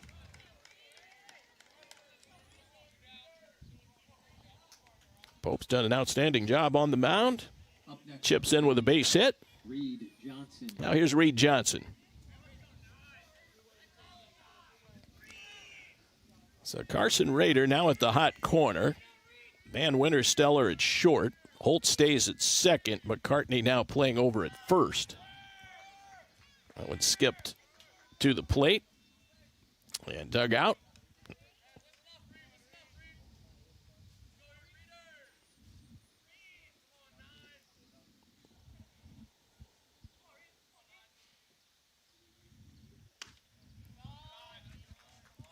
A little bit out of the zone there. Close pitch, 2-0. Grady Riggle's done a nice job behind the plate.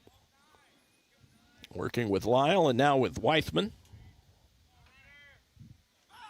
Throw to first, and he skips it past the first baseman and on down the right field line. That'll allow Pope to get up and motor over to second base, and he went hard into the second base bag. Hopefully Pope is all right.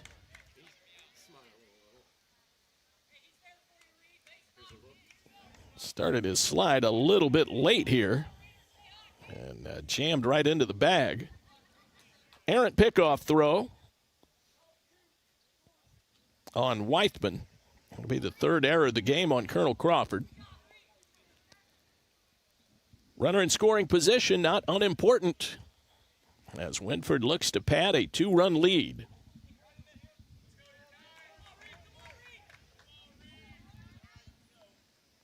Two outs, 1 on.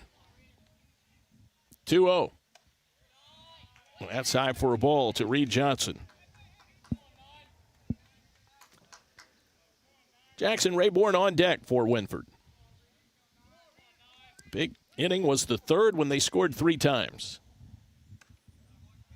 There's a strike. Taking all the way, 3-1. Johnson, the sophomore. 1 for 2. Looking to drive in Pope from second with a critical 2-out knock. That's low, ball 4. So the Royals live on here in the 6th inning. This is the first walk by Weithman. Up next, number 4, Jackson Rayborn. Lyle walked 1 in his 4 innings of work.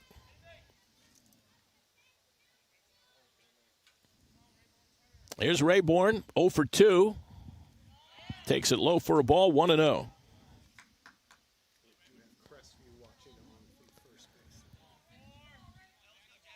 Our second game coming up later will be Crestview and Monroeville. 2-0. Crestview looking on down the right field line. So Monroeville come in earlier as well. That game scheduled for 4:30 Eastern time. We'll have it for you right here. Bouncing ball slowly hit toward Wintersteller. Can't make the play. Had a pretty nice hop to handle, but it eludes Van Wintersteller. and keeps the inning alive. The bases are loaded. The second error of the inning. Number 9 hitter, Jaron Vance, will come to the plate. But not before Jordan Oliver comes out. He wants to talk to his Eagles. And they'll try and strategize here about how they want to work to Jaron Vance. Bases loaded with Drew Pope at third base. Reed Johnson at second now, and Jackson Rayborn at first. Vance 1 for 2 with the double. Top of the 6th inning.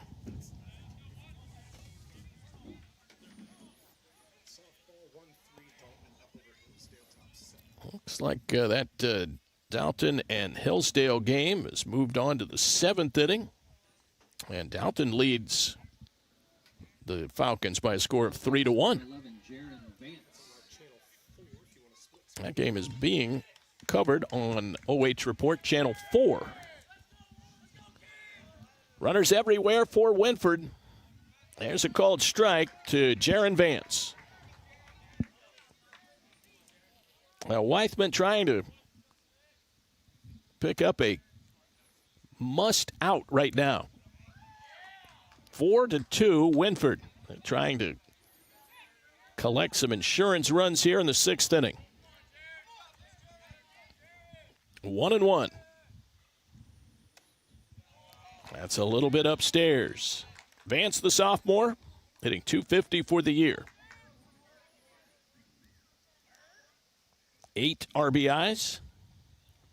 He's got ducks on the pond here with 2 out. That's high as well. All of this coming with 2 outs and no one on base. All started with the Drew Pope 2-out single. He's at third, Johnson at second, Rayborn at first. That's taken for a strike. So 3-2 with 2 outs. The runners will be moving. Skies are brightening up just a little bit here. There they go. 3-2 pitch. That's taken high, ball 4. It walks in a run. 5-2 Wynford. Vance draws the bases loaded walk.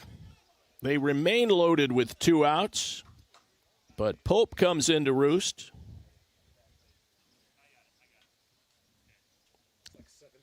Time is called. We're going to have a pitching change timeout here for Colonel Crawford. And it looks like Jordan Oliver will be directing traffic and have some further changes on his defensive alignment. So we have a break in the action here at Shelby. Bases loaded, 2 outs in the top of the 6th inning. We'll check on the lineup changes. Okay, we're going to stay on. Great to have you with us here on the OH Report. David Wilson here, Adam Thompson just off camera. Brandon Powell is our cameraman today, bringing you coverage. We'll have our second game coming up a little bit later on as well. That will be Monroeville and Crestview. But right now it is getting late in this ball game, and Colonel Crawford trying to keep this now a 3-run ball game. And Jordan Oliver goes to his bullpen for the second time. It was Tice Lyle in the first 4 innings. Parker Weithman took over in the 5th. He makes it through 1 2/3 innings. And now it'll be Bryant Berry coming in to pitch. He'll be the 3rd hurler of the afternoon for the Colonel Crawford Eagles. So Bryant Berry takes over, and he inherits a bases-loaded situation with 2 outs.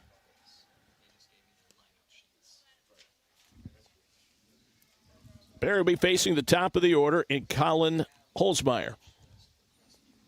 Wynford really threatening here to break the game open.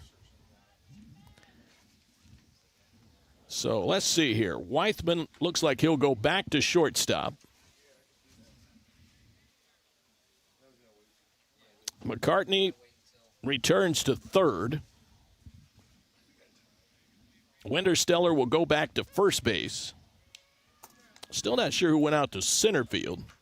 That might be Rader going back out there, but we'll double check. At any rate, it'll be Holzmeyer at the plate with the bases loaded with Royals. Holzmeyer, top of the order, 1 for 3. So here's Barry's first pitch of the ball game. That's a ground ball to third. Scooped up there. They'll get the easy out at second. McCartney handles that one with no problem. And the fielder's choice gets the Eagles out of further difficulty. Barry comes in and puts out the fire. 1 run. They do it on 1 hit. There were a couple of errors and 3 runners left on base. We go to the bottom half of the 6th inning. It's now Wynford 5, Colonel Crawford 2.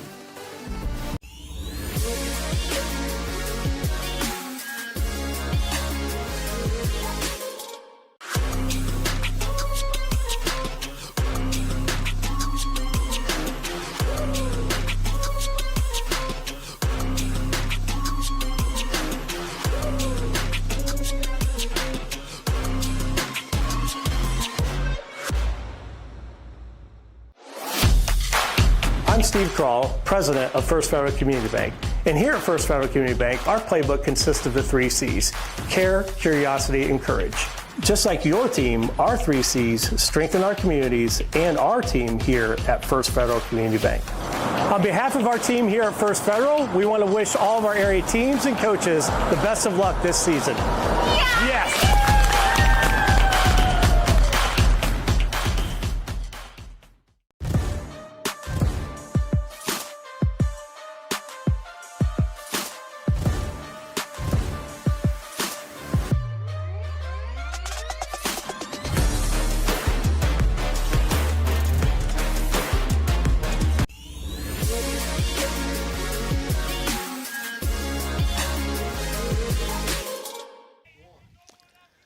Well, here come the Eagles in the bottom of the 6th inning. Nate McCartney will lead things off.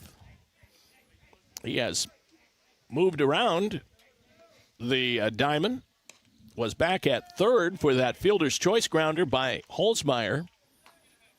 He leads things off. He's walked twice in the ball game, takes a strike.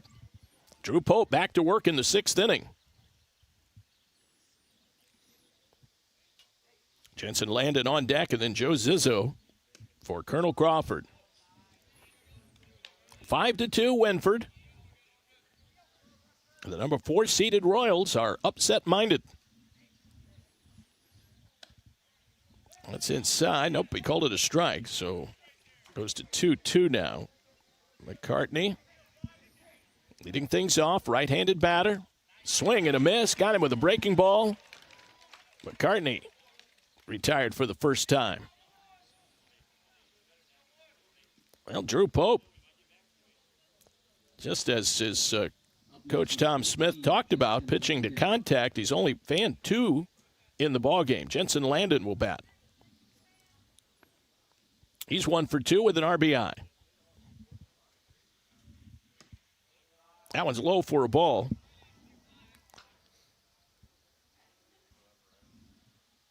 From the windup, the right-hander lets it fly, and that's taking a strike.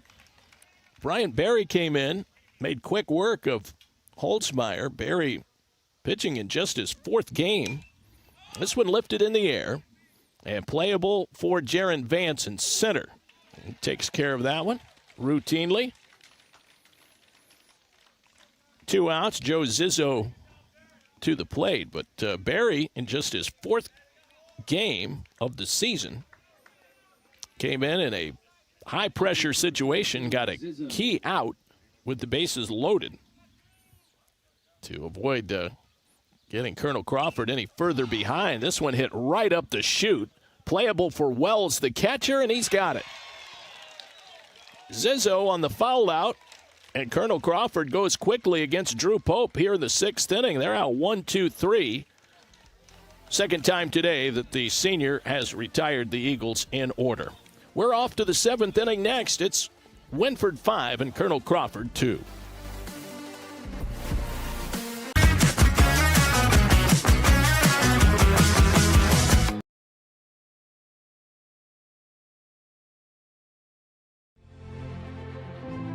Farmall. 100 years of can-do. 100 years of milestones. 100 years of family. Generation after generation, its legacy lives on. The one for all since 1923.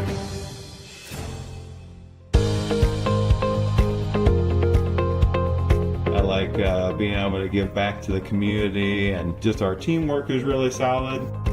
It makes it an incredible place to work because a lot of people enjoy what they're doing and want to help out. You get to learn every day. You get to meet very unique people. I get to interact with everyone from the clinical staff to the administrative staff. Everyone has something to offer. It's kind of like a million puzzle pieces coming together to make one large, beautiful piece.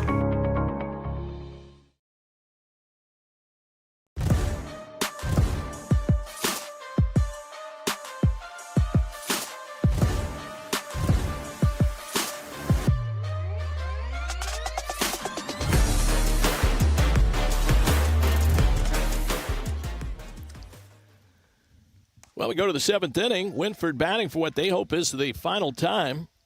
Brayden Campbell leading things off. 1 ball, 1 strike from Bryant Berry. This one lifted in the air, very playable. Shallow. Rader is back out there in center. He makes the grab. Dangerous hitter retired. Campbell 0 for 3 in the ball game, and here comes Jackson Tate. Tate 1 for 3 with that big 3-run double. Up next, number 12, Jackson Tate. Tate cracked one to left in the third inning. Got it almost out of here. Drove in 3. Berry fires, and that's inside. It hit him. So he's aboard with 1 out. And the batter is Clay Rogers. Bottom of the 7th for Colonel Crawford. We'll have the 9, 1, and 2 hitters due up.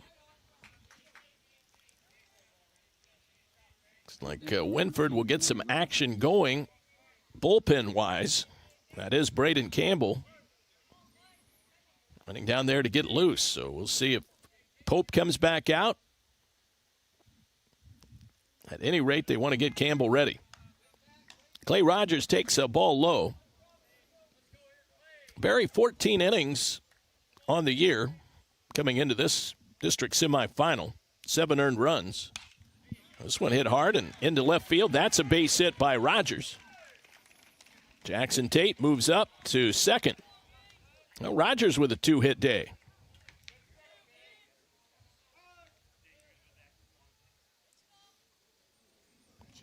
Gage Massey will be the hitter. That's going to be it for Berry. So Jordan Oliver will go to the bullpen again. It looks like Nate McCartney is going to come out. Nope. Check that. Looks like Colonel Crawford will bring somebody in off the bench.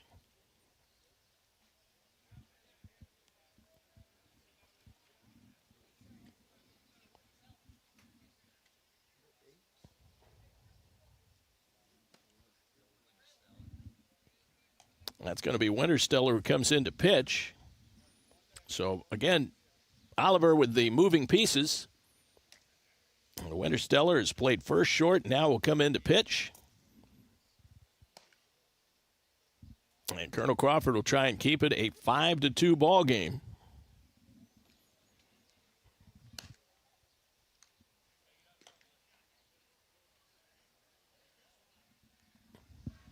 Right-hander taking his warm-up tosses. It will be Gage Massey to hit with runners at first and second and 1 out. Again, coming up a little bit later on, here on OH Report, we'll have Crestview and Monroeville. That is a Northwest 3 district semifinal. Winner of that game will feed over to Findlay to take on either number 1 Cary or third-seeded Seneca East. That is scheduled for a 4:30 first pitch right here at Shelby.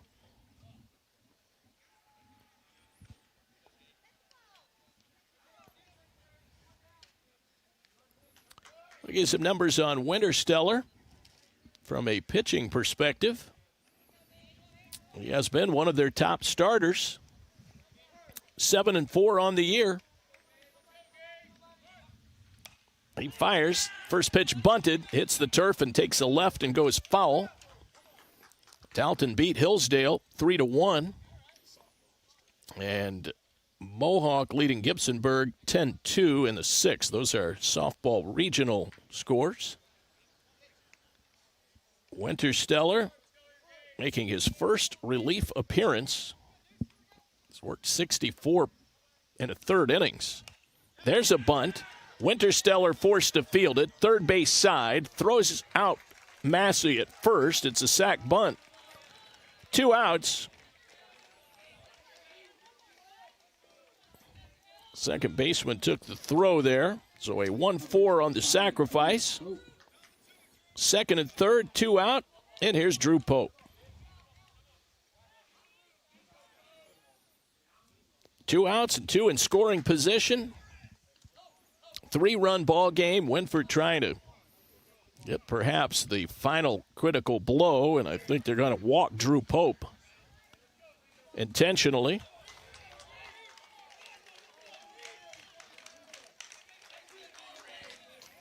That'll load the bases for Reed Johnson. Left-handed batter. He goes up there swinging, fouls it back. 72 strikeouts in 64 and a third innings for Van Winterstellar. So he's a hard thrower, good control pitcher, only 29 walks. And he is working with the bases loaded right now. It seems like Wynford has had the bases loaded all day. They lead it 5-2. That one's inside, and it bounces off the back wall. A favorable bounce for Colonel Crawford. No advancement by the runners. And I was thinking for a second that might have clipped Reed Johnson, but it missed him somehow on the fastball. That one chopped on the ground. Tough play at second for Holt, and he flips it over to get Johnson out. A 4-3 putout, made to look easy, but it was anything but. Well handled by Brayden Holt at second. And Wynford walks away empty-handed. No runs on one hit. There was a walk, and 3 runners were left on base. Second straight inning, they've left them loaded. And we go to the bottom of the 7th inning. Last chance coming up for Colonel Crawford. It's Wynford 5 and the Eagles 2.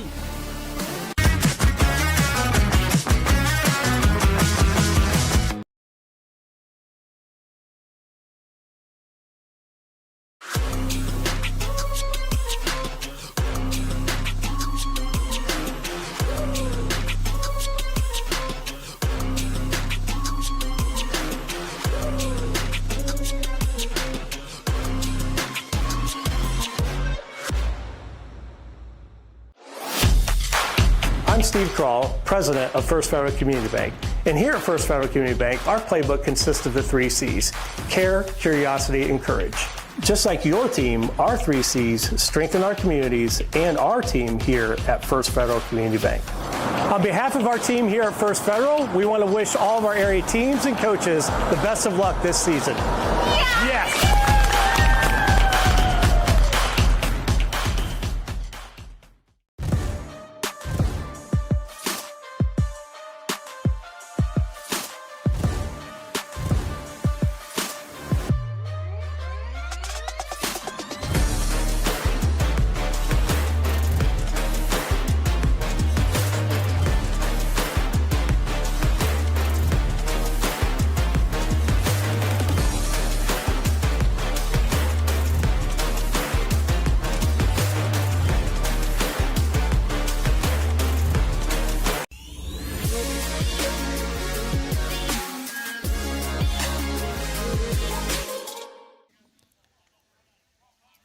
There is the senior, Drew Pope, the right-hander coming out for his 7th and what he hopes is final inning of this district semifinal, with Wynford holding a 5-2 lead on the top-seeded Colonel Crawford Eagles.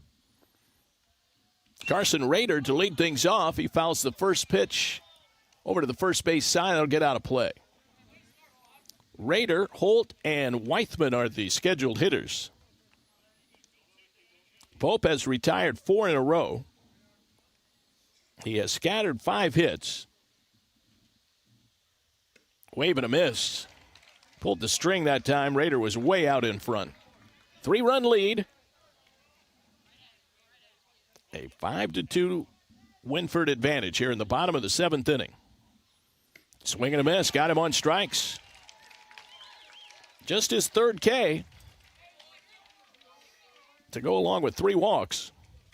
Up next, number 16. 1 down here in the bottom of the 7th inning. Colonel Crawford looking for any kind of spark to put some pressure on Pope. Here's a line shot foul. Was robbed on a nice play by the shortstop. Brayden Campbell, who has made great plays behind Pope all day. That went over for strike 2. He's working quickly. Bouncing ball. That's Campbell. Fields, sets, and airmails it over the head of Tate. That is an opportunity for Colonel Crawford. The door cracks open.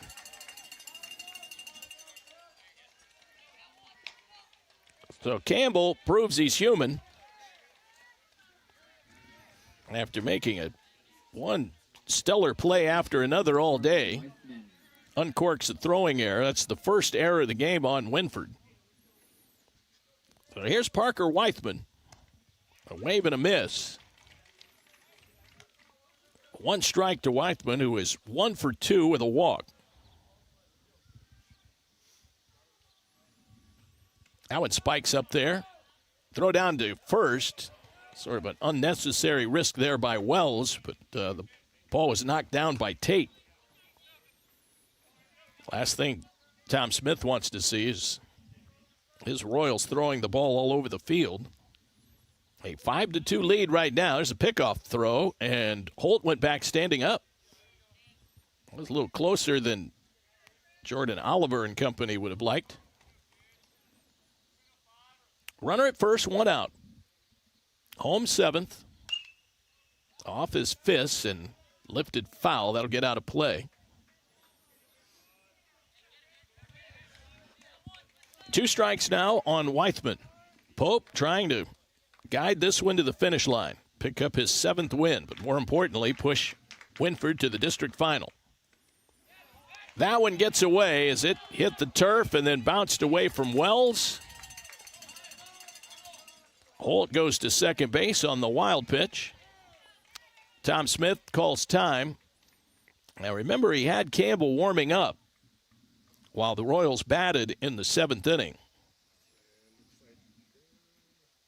So we'll see if Tom Smith is of a mind to make a change here and bring in the fresh arm.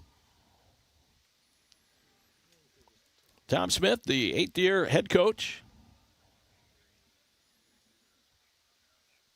3-run advantage. They'll give Pope a chance to work through this.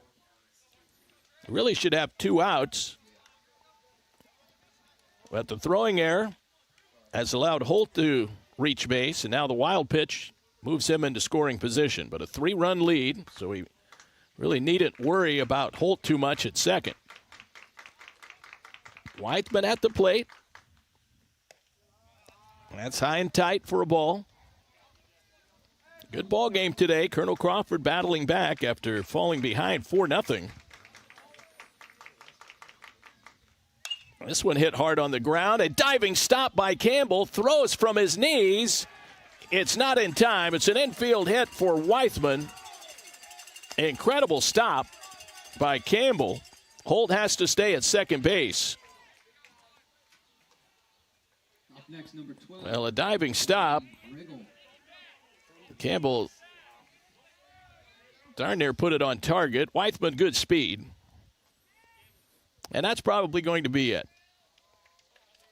Grady Riggle will be the batter, and it'll be a straight-up swap. It'll be Pope moving over to shortstop and Campbell coming in to pitch and try and finish this one out. So Drew Pope gets through 6 1/3 innings. still responsible for the 2 runners on base. We'll take a timeout here, so maneuvers happening here in the 7th inning. Colonel Crawford trying to come off the mat. They will have the tying run at the plate as Brayden Campbell comes in to pitch.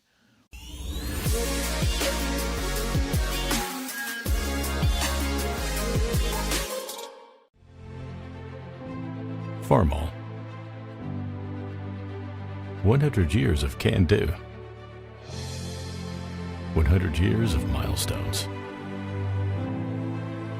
100 years of family.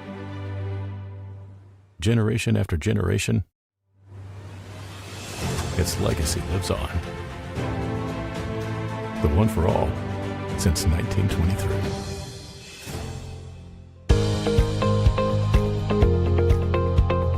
I like being able to give back to the community, and just our teamwork is really solid. It makes it an incredible place to work because a lot of people enjoy what they're doing and want to help out. You get to learn every day. You get to meet very unique people. I get to interact with everyone from the clinical staff to the administrative staff. Everyone has something to offer. It's kind of like a million puzzle pieces coming together to make one large, beautiful piece.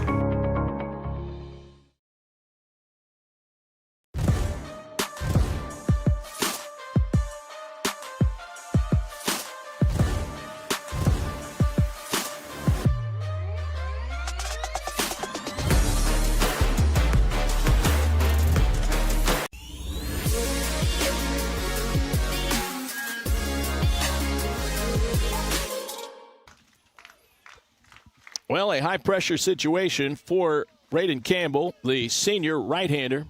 He wants to go through the signals with Wells once again as he's ready to face Grady Riggle, the super sophomore, batting with runners at first and second for Colonel Crawford. Campbell making his 13th appearance, his 5th time in relief, 4-6 record-wise. His ERA, a microscopic 0.94. He pitches, and the first offering is popped up. That'll get out of play over the sidewall. 59 in the 3rd innings for Brayden Campbell this year. 32 runs, only 8 of them earned. 16 walks, 62 strikeouts. So his numbers are evident of his talent and skill on the mound. Riggle is 1 for 3. Runners at first and second. This one fouled back. So an 0-2 count to the number 3 hitter in Colonel Crawford's orders. They try to battle back here. Their season on the line. District semifinals. Winner moves on to Friday's district championship game.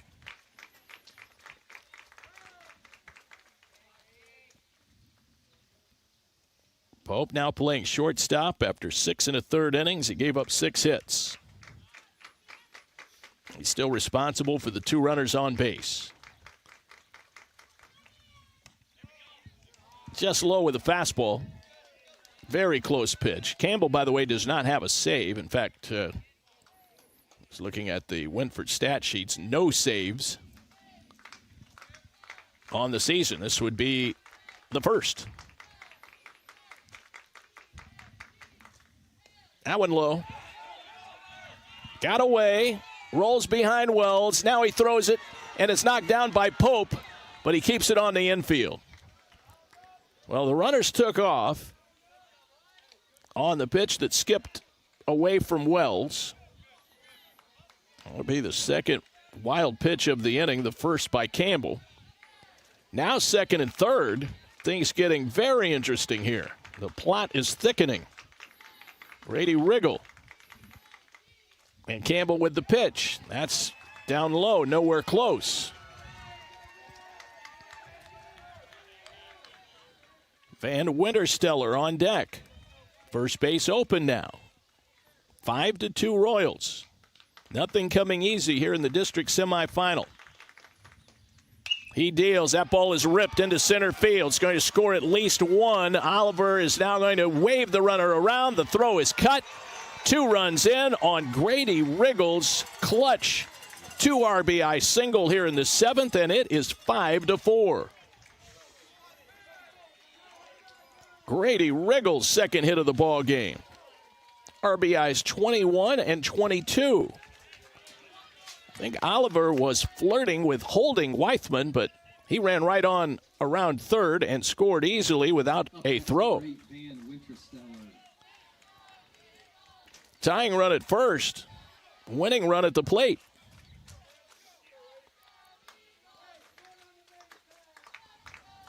Those runs charged to Pope. Wintersteller takes. That was called a ball, 1-0. Campbell, I think thought that was in the strike zone. Well, the wild pitch certainly hurt Campbell's situation. The runners moving into scoring position and both scoring on that hit by Riggle. A 5-4 ball game. 1 ball, 1 strike now. Wintersteller takes it low. Senior first baseman, pitcher, shortstop. He's 2 for 3 with an RBI. Only 1 out.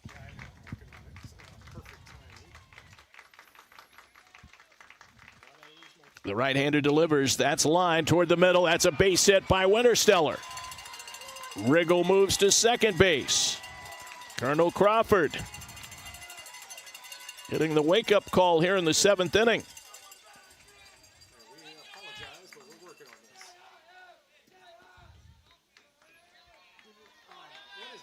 Evan Metzger to the plate. He's 0 for 3. Jordan Oliver shouting out to his base runners. First and second.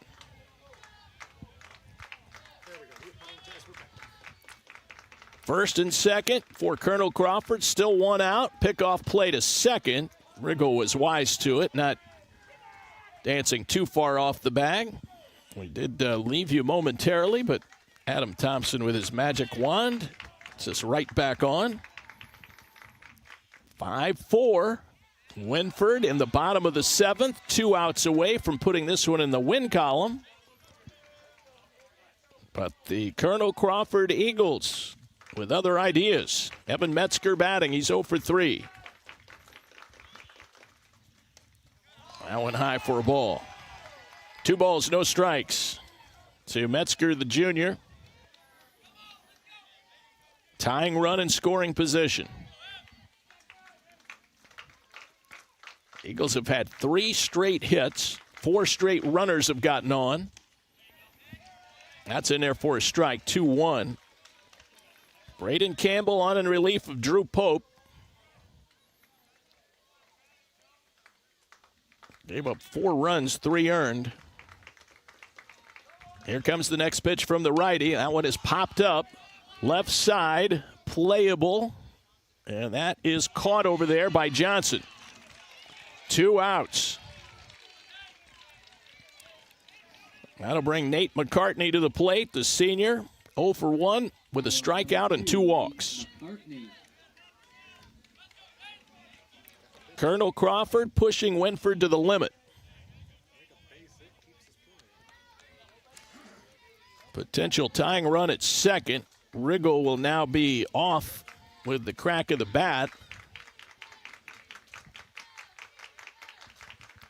Campbell deals. Popped up foul. 1 strike on McCartney.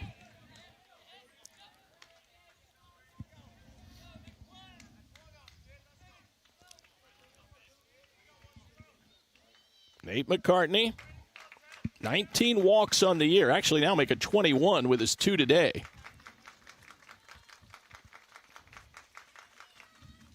That one high for a ball, 1-1.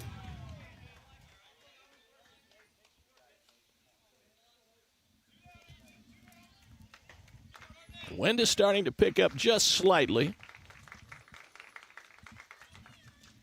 This one grounded toward the left side, gloved over there by Pope, and he did not make it to the bag in time. Bases are loaded, and now with Pope shaken up and time still in, Riggle scores to tie it up. Pope is hurting. We'll see it again. Did not make it to the bag in time for the force. And when he hit the deck, Riggle just kept right on running. And that allowed the tying run to come in. So a fielder's choice for McCartney.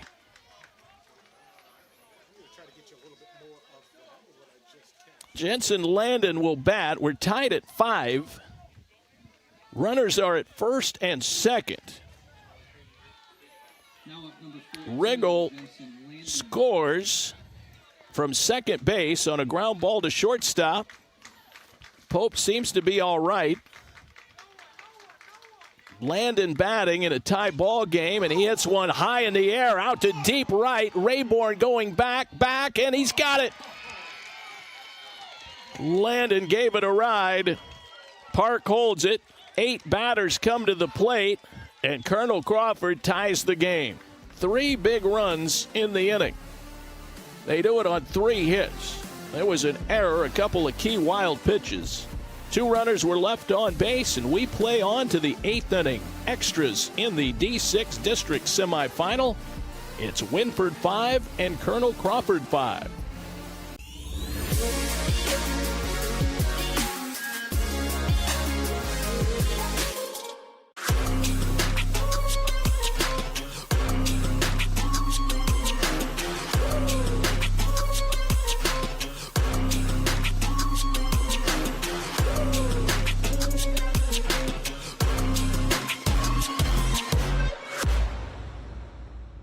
Avita Home Health and Hospice is locally owned, locally managed. All of our staff, our board, everybody are members of the local community. Our medical director is a member of our local community and has practiced in Bucyrus for over the last 10 years. When you call in, you're getting a local person. The nurses that you talk to all live, work, and recreate in your community. I mean, I've been doing this for 16 years and I've taken care of 3 generations of some families. We're the hometown people.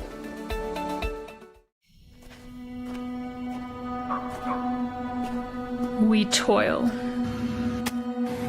We sweat. We live. We breathe.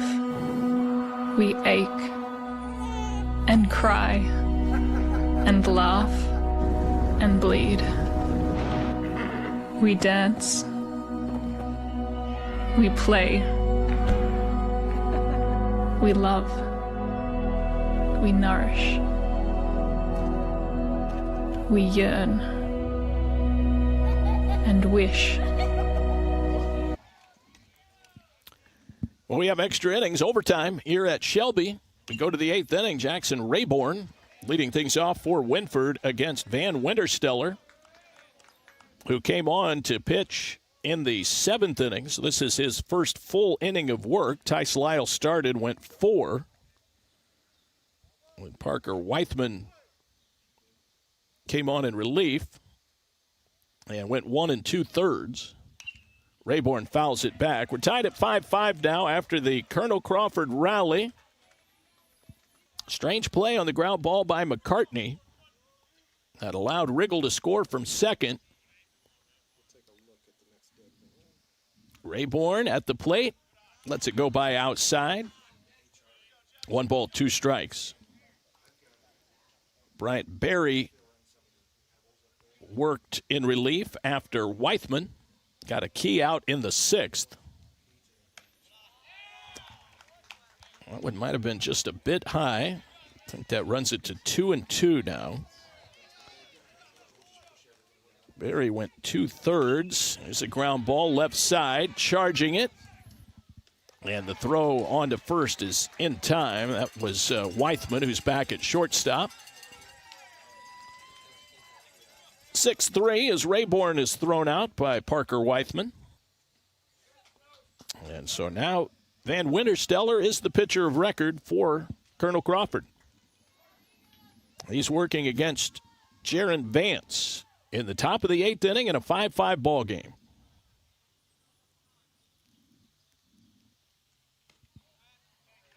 A little bit low outside. 1 ball and no strikes. Vance batting Holzmeyer is on deck here in the 8th inning.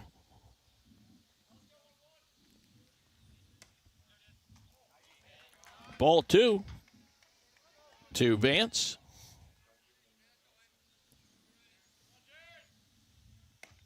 Working quickly, got a strike over. So 8 batters to the plate for Colonel Crawford. The big hit was the Grady Riggle 2-run single. That one skips to the plate, so he's gone now to 3-1.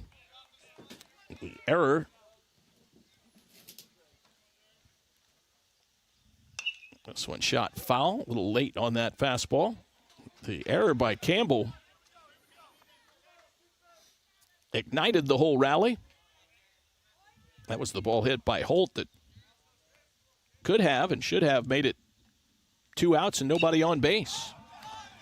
This one lifted on the infield, right side. Playable over there for Holt.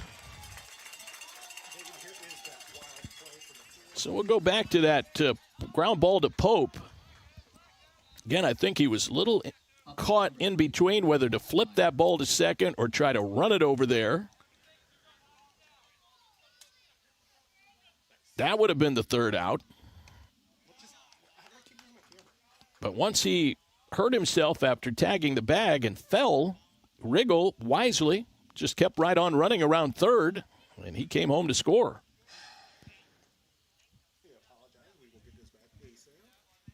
That was a big cut there. The foul came back. I think it might have clipped umpire Dana's shoulders. It was a vicious cut there by Holzmeyer.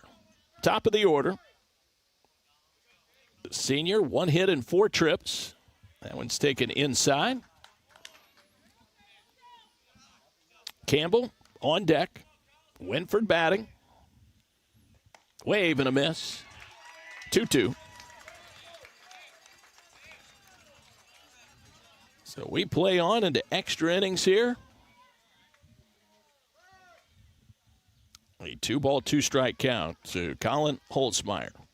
These teams battled in the regular season as conference rivals, and now their 3rd meeting of the year in the district semifinals. That one a little bit low on the fastball. Van Wintersteller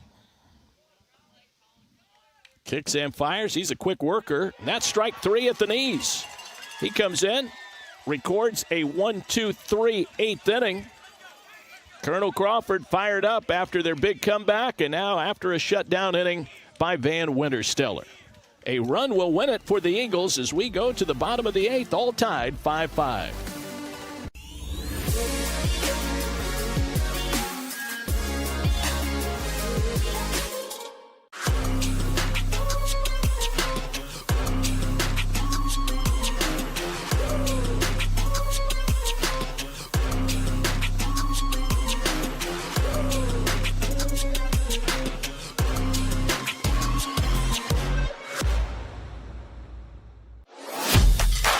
I'm Steve Kroll, president of First Federal Community Bank. And here at First Federal Community Bank, our playbook consists of the 3 C's: care, curiosity, and courage. Just like your team, our 3 C's strengthen our communities and our team here at First Federal Community Bank. On behalf of our team here at First Federal, we want to wish all of our area teams and coaches the best of luck this season. Yes!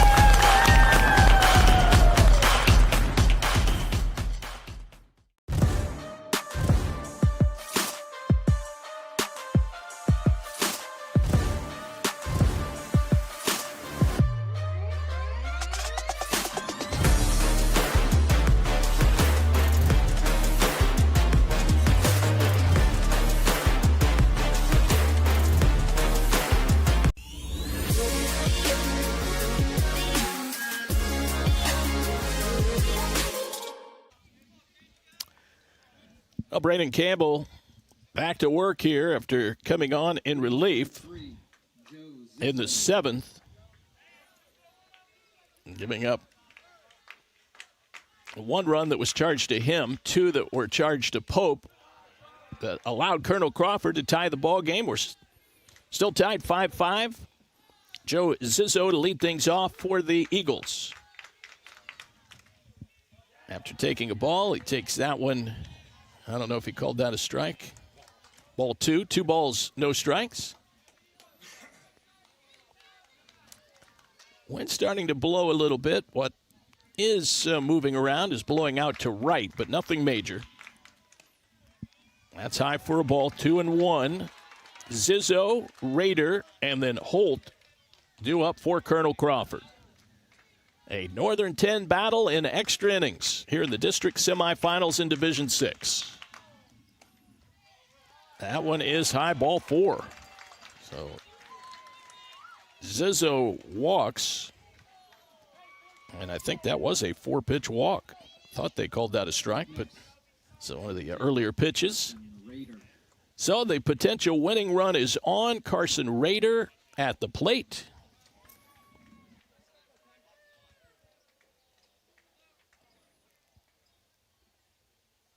Again, Colonel Crawford looking to move the runner along here.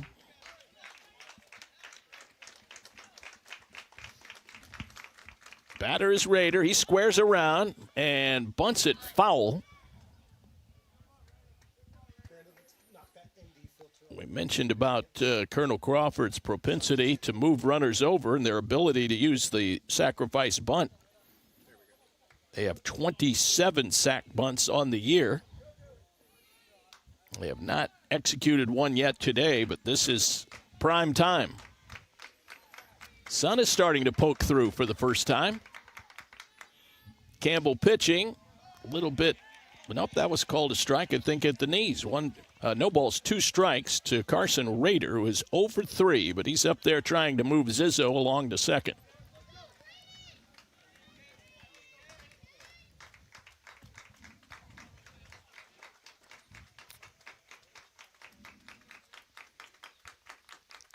Campbell. He deals, swing and a miss and a high fastball. So, of course, had the bunt off with 2 strikes. Big K there. Rader goes down. He's 0 for 4. Zizzo at first for the top of the order, and Brayden Holt. Rader, by the way, had 3 sack bunts during the regular season. That one low and blocked by Wells. Brayden Holt, only 1 sack bunt. Batting here with 1 out. He's 0 for 4 at the top of the order. Not showing any sign of squaring. Takes that one high. 2 balls, no strikes. Parker Weithman on deck. Colonel Crawford batting in the bottom of the 8th of a 5-5 game. A run will win it for the top-seeded Eagles. That one shot toward left field, and it is down for a hit. Rounding second, coming to third. That is Zizzo, and he slides in ahead of the throw. It does get away. Campbell was late coming over to back up, but no further advancement.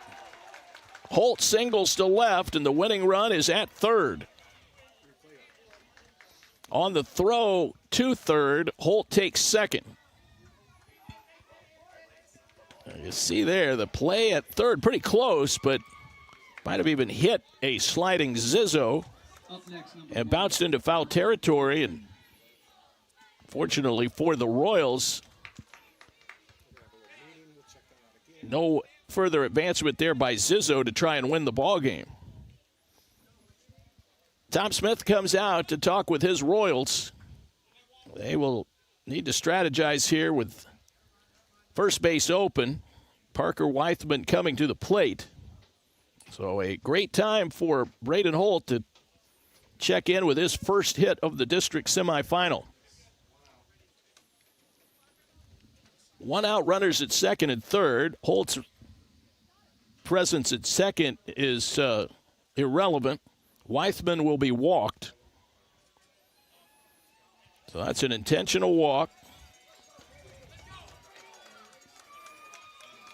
And the batter will be Grady Riggle, who is 2 for 4 in the ball game. He had the 2-run single in the 7th. The infield will pull in. And massive pressure here by Colonel Crawford on Brayden Campbell. Winning run at third base and Joe Zizzo. Colonel Crawford trying to win it in the 8th. The pitch to Riggle. That's taking a ball, 1-0. Colonel Crawford was down 5-2 into their half of the 7th, and they rallied for 3 runs. Now they've loaded the bases in the 8th. That one shot to left. It's deep. It's going to win the ball game. It's a gapper. It'll be a game-winning single for Grady Riggle. Joe Zizzo scores. The Eagles pour out of the dugout, and Grady Riggle, with a 3 RBI day, wins it in walk-off fashion for the Colonel Crawford Eagles. 6-5 the final score, and the Eagles play on to the district final.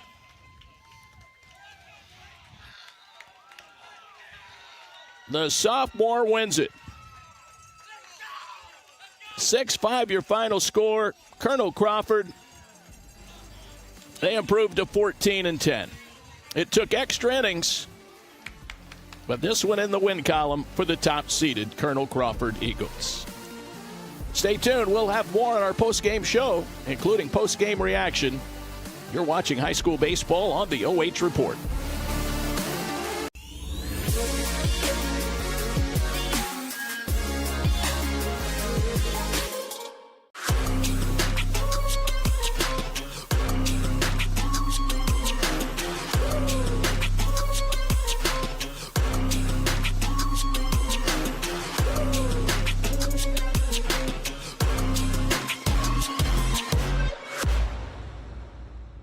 Avita Home Health and Hospice is locally owned, locally managed.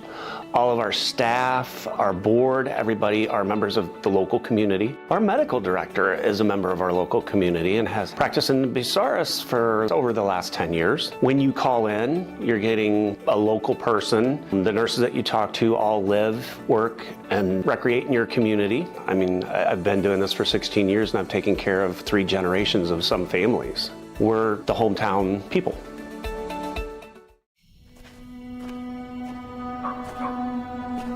We toil. We sweat. We live. We breathe. We ache and cry and laugh and bleed. We dance. We play. We love. We nourish. We yearn and wish and hope and cherish. We mend, we heal, we repair, we sow, we plant and tend and gather and grow. We feed our families and the world's too. It's a calling, a feeling, real and true. We need no thanks, rewards, or dues. We love this land. It's what we do.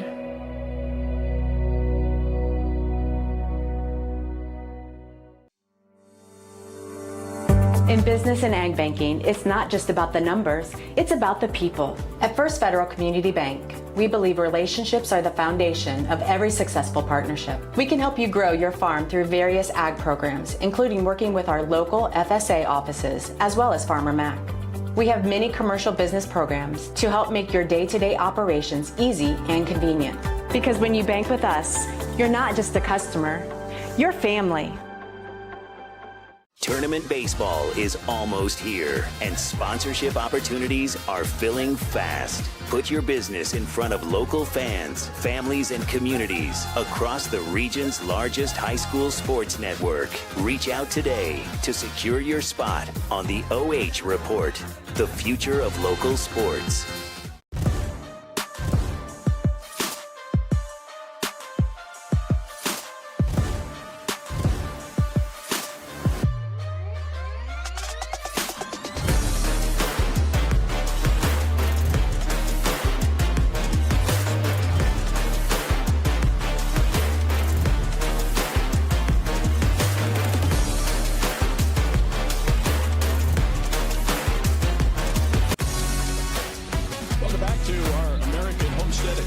First postgame show on the MVP, Brayden Riggle of the Colonel Crawford Eagles. Game-winning hit in the bottom of the 8th inning for a 6-5 victory. And, of course, a 2-run single for you, Grady, in the 7th inning. I'm sure we're going to have some craziness going on here behind us as you guys celebrate a district semifinal win. But let's talk about just the team overall and the character to come back in the ball game, especially in the 7th inning when you guys were able to tie it up. Yeah, we've got 8 seniors, and we all want to win for them because today was our last game.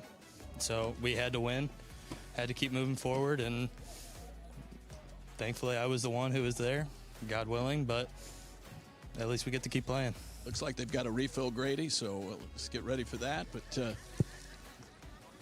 it's raining on my scorebook as well, but all right, so Grady, the pressure was on, but Coach Oliver, he was pushing all the right buttons, moving guys around, getting extra guys on the mound, and set the stage for the comeback. It was looking bleak for a while, but you guys were able to keep in it. Yeah, we just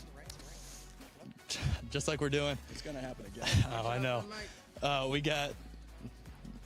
We all want to win, and Coach O's been the one who's been able to put it where we need to be, and I played a big role. So anybody could have done it today. But all right, let's talk about the last at-bat, what you were looking for, and obviously a hard thrower there in Brayden Campbell, but you were able to get a good piece of it and put it in the gap. Yeah, I was looking for a fastball right down the middle. I was ready to hit. I wanted to hit. I mean, any ball in play would have gotten it, but he gave me what I wanted, and I was able to drive it. Boy, it's just it's kind of the way baseball goes. Sometimes you have to wait until the late innings of the ball game, but that's the key to stay connected, right? Yeah. Baseball's a crazy sport, and that's why I love it. All right. Grady, nice job today. Congratulations on the big hits, 3 RBIs in the final 2 innings of the ball game. Good luck on Friday. I appreciate it. All right, that is Grady Riggle. He is our MVP of the game, brought to you by American Homestead Exteriors. Oh, crap.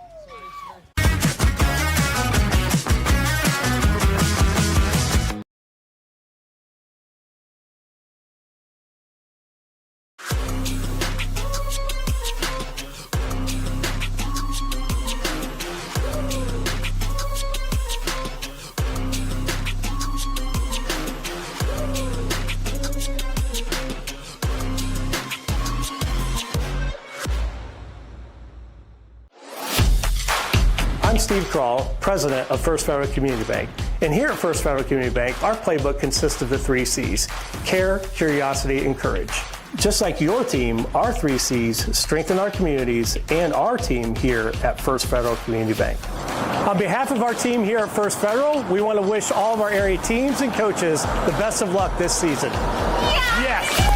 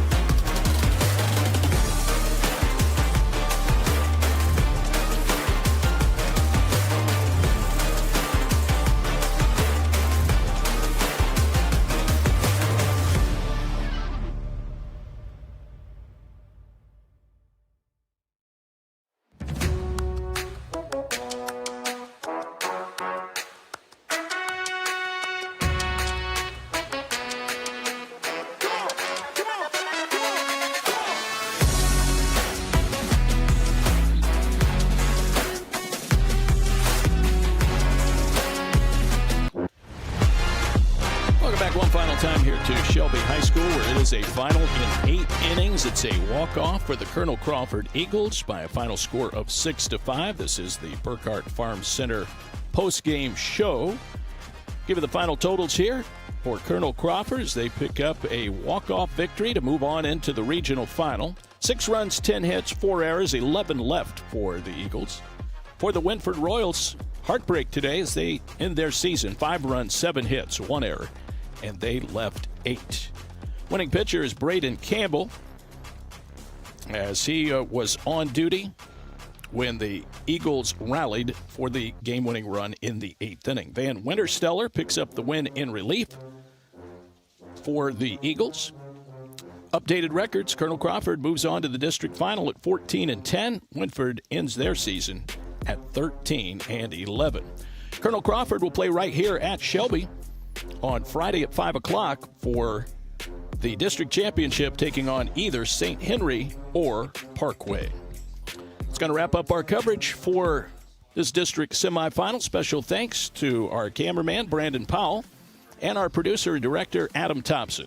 David Wilson now saying thanks for watching and goodbye for now. We'll have continuing coverage coming up a little bit later on as the Monroeville Eagles will take on the Crestview Cougars. Congratulations again to the Colonel Crawford Eagles as they knock off the Wynford Royals 6-5. This has been a presentation of the OH Report.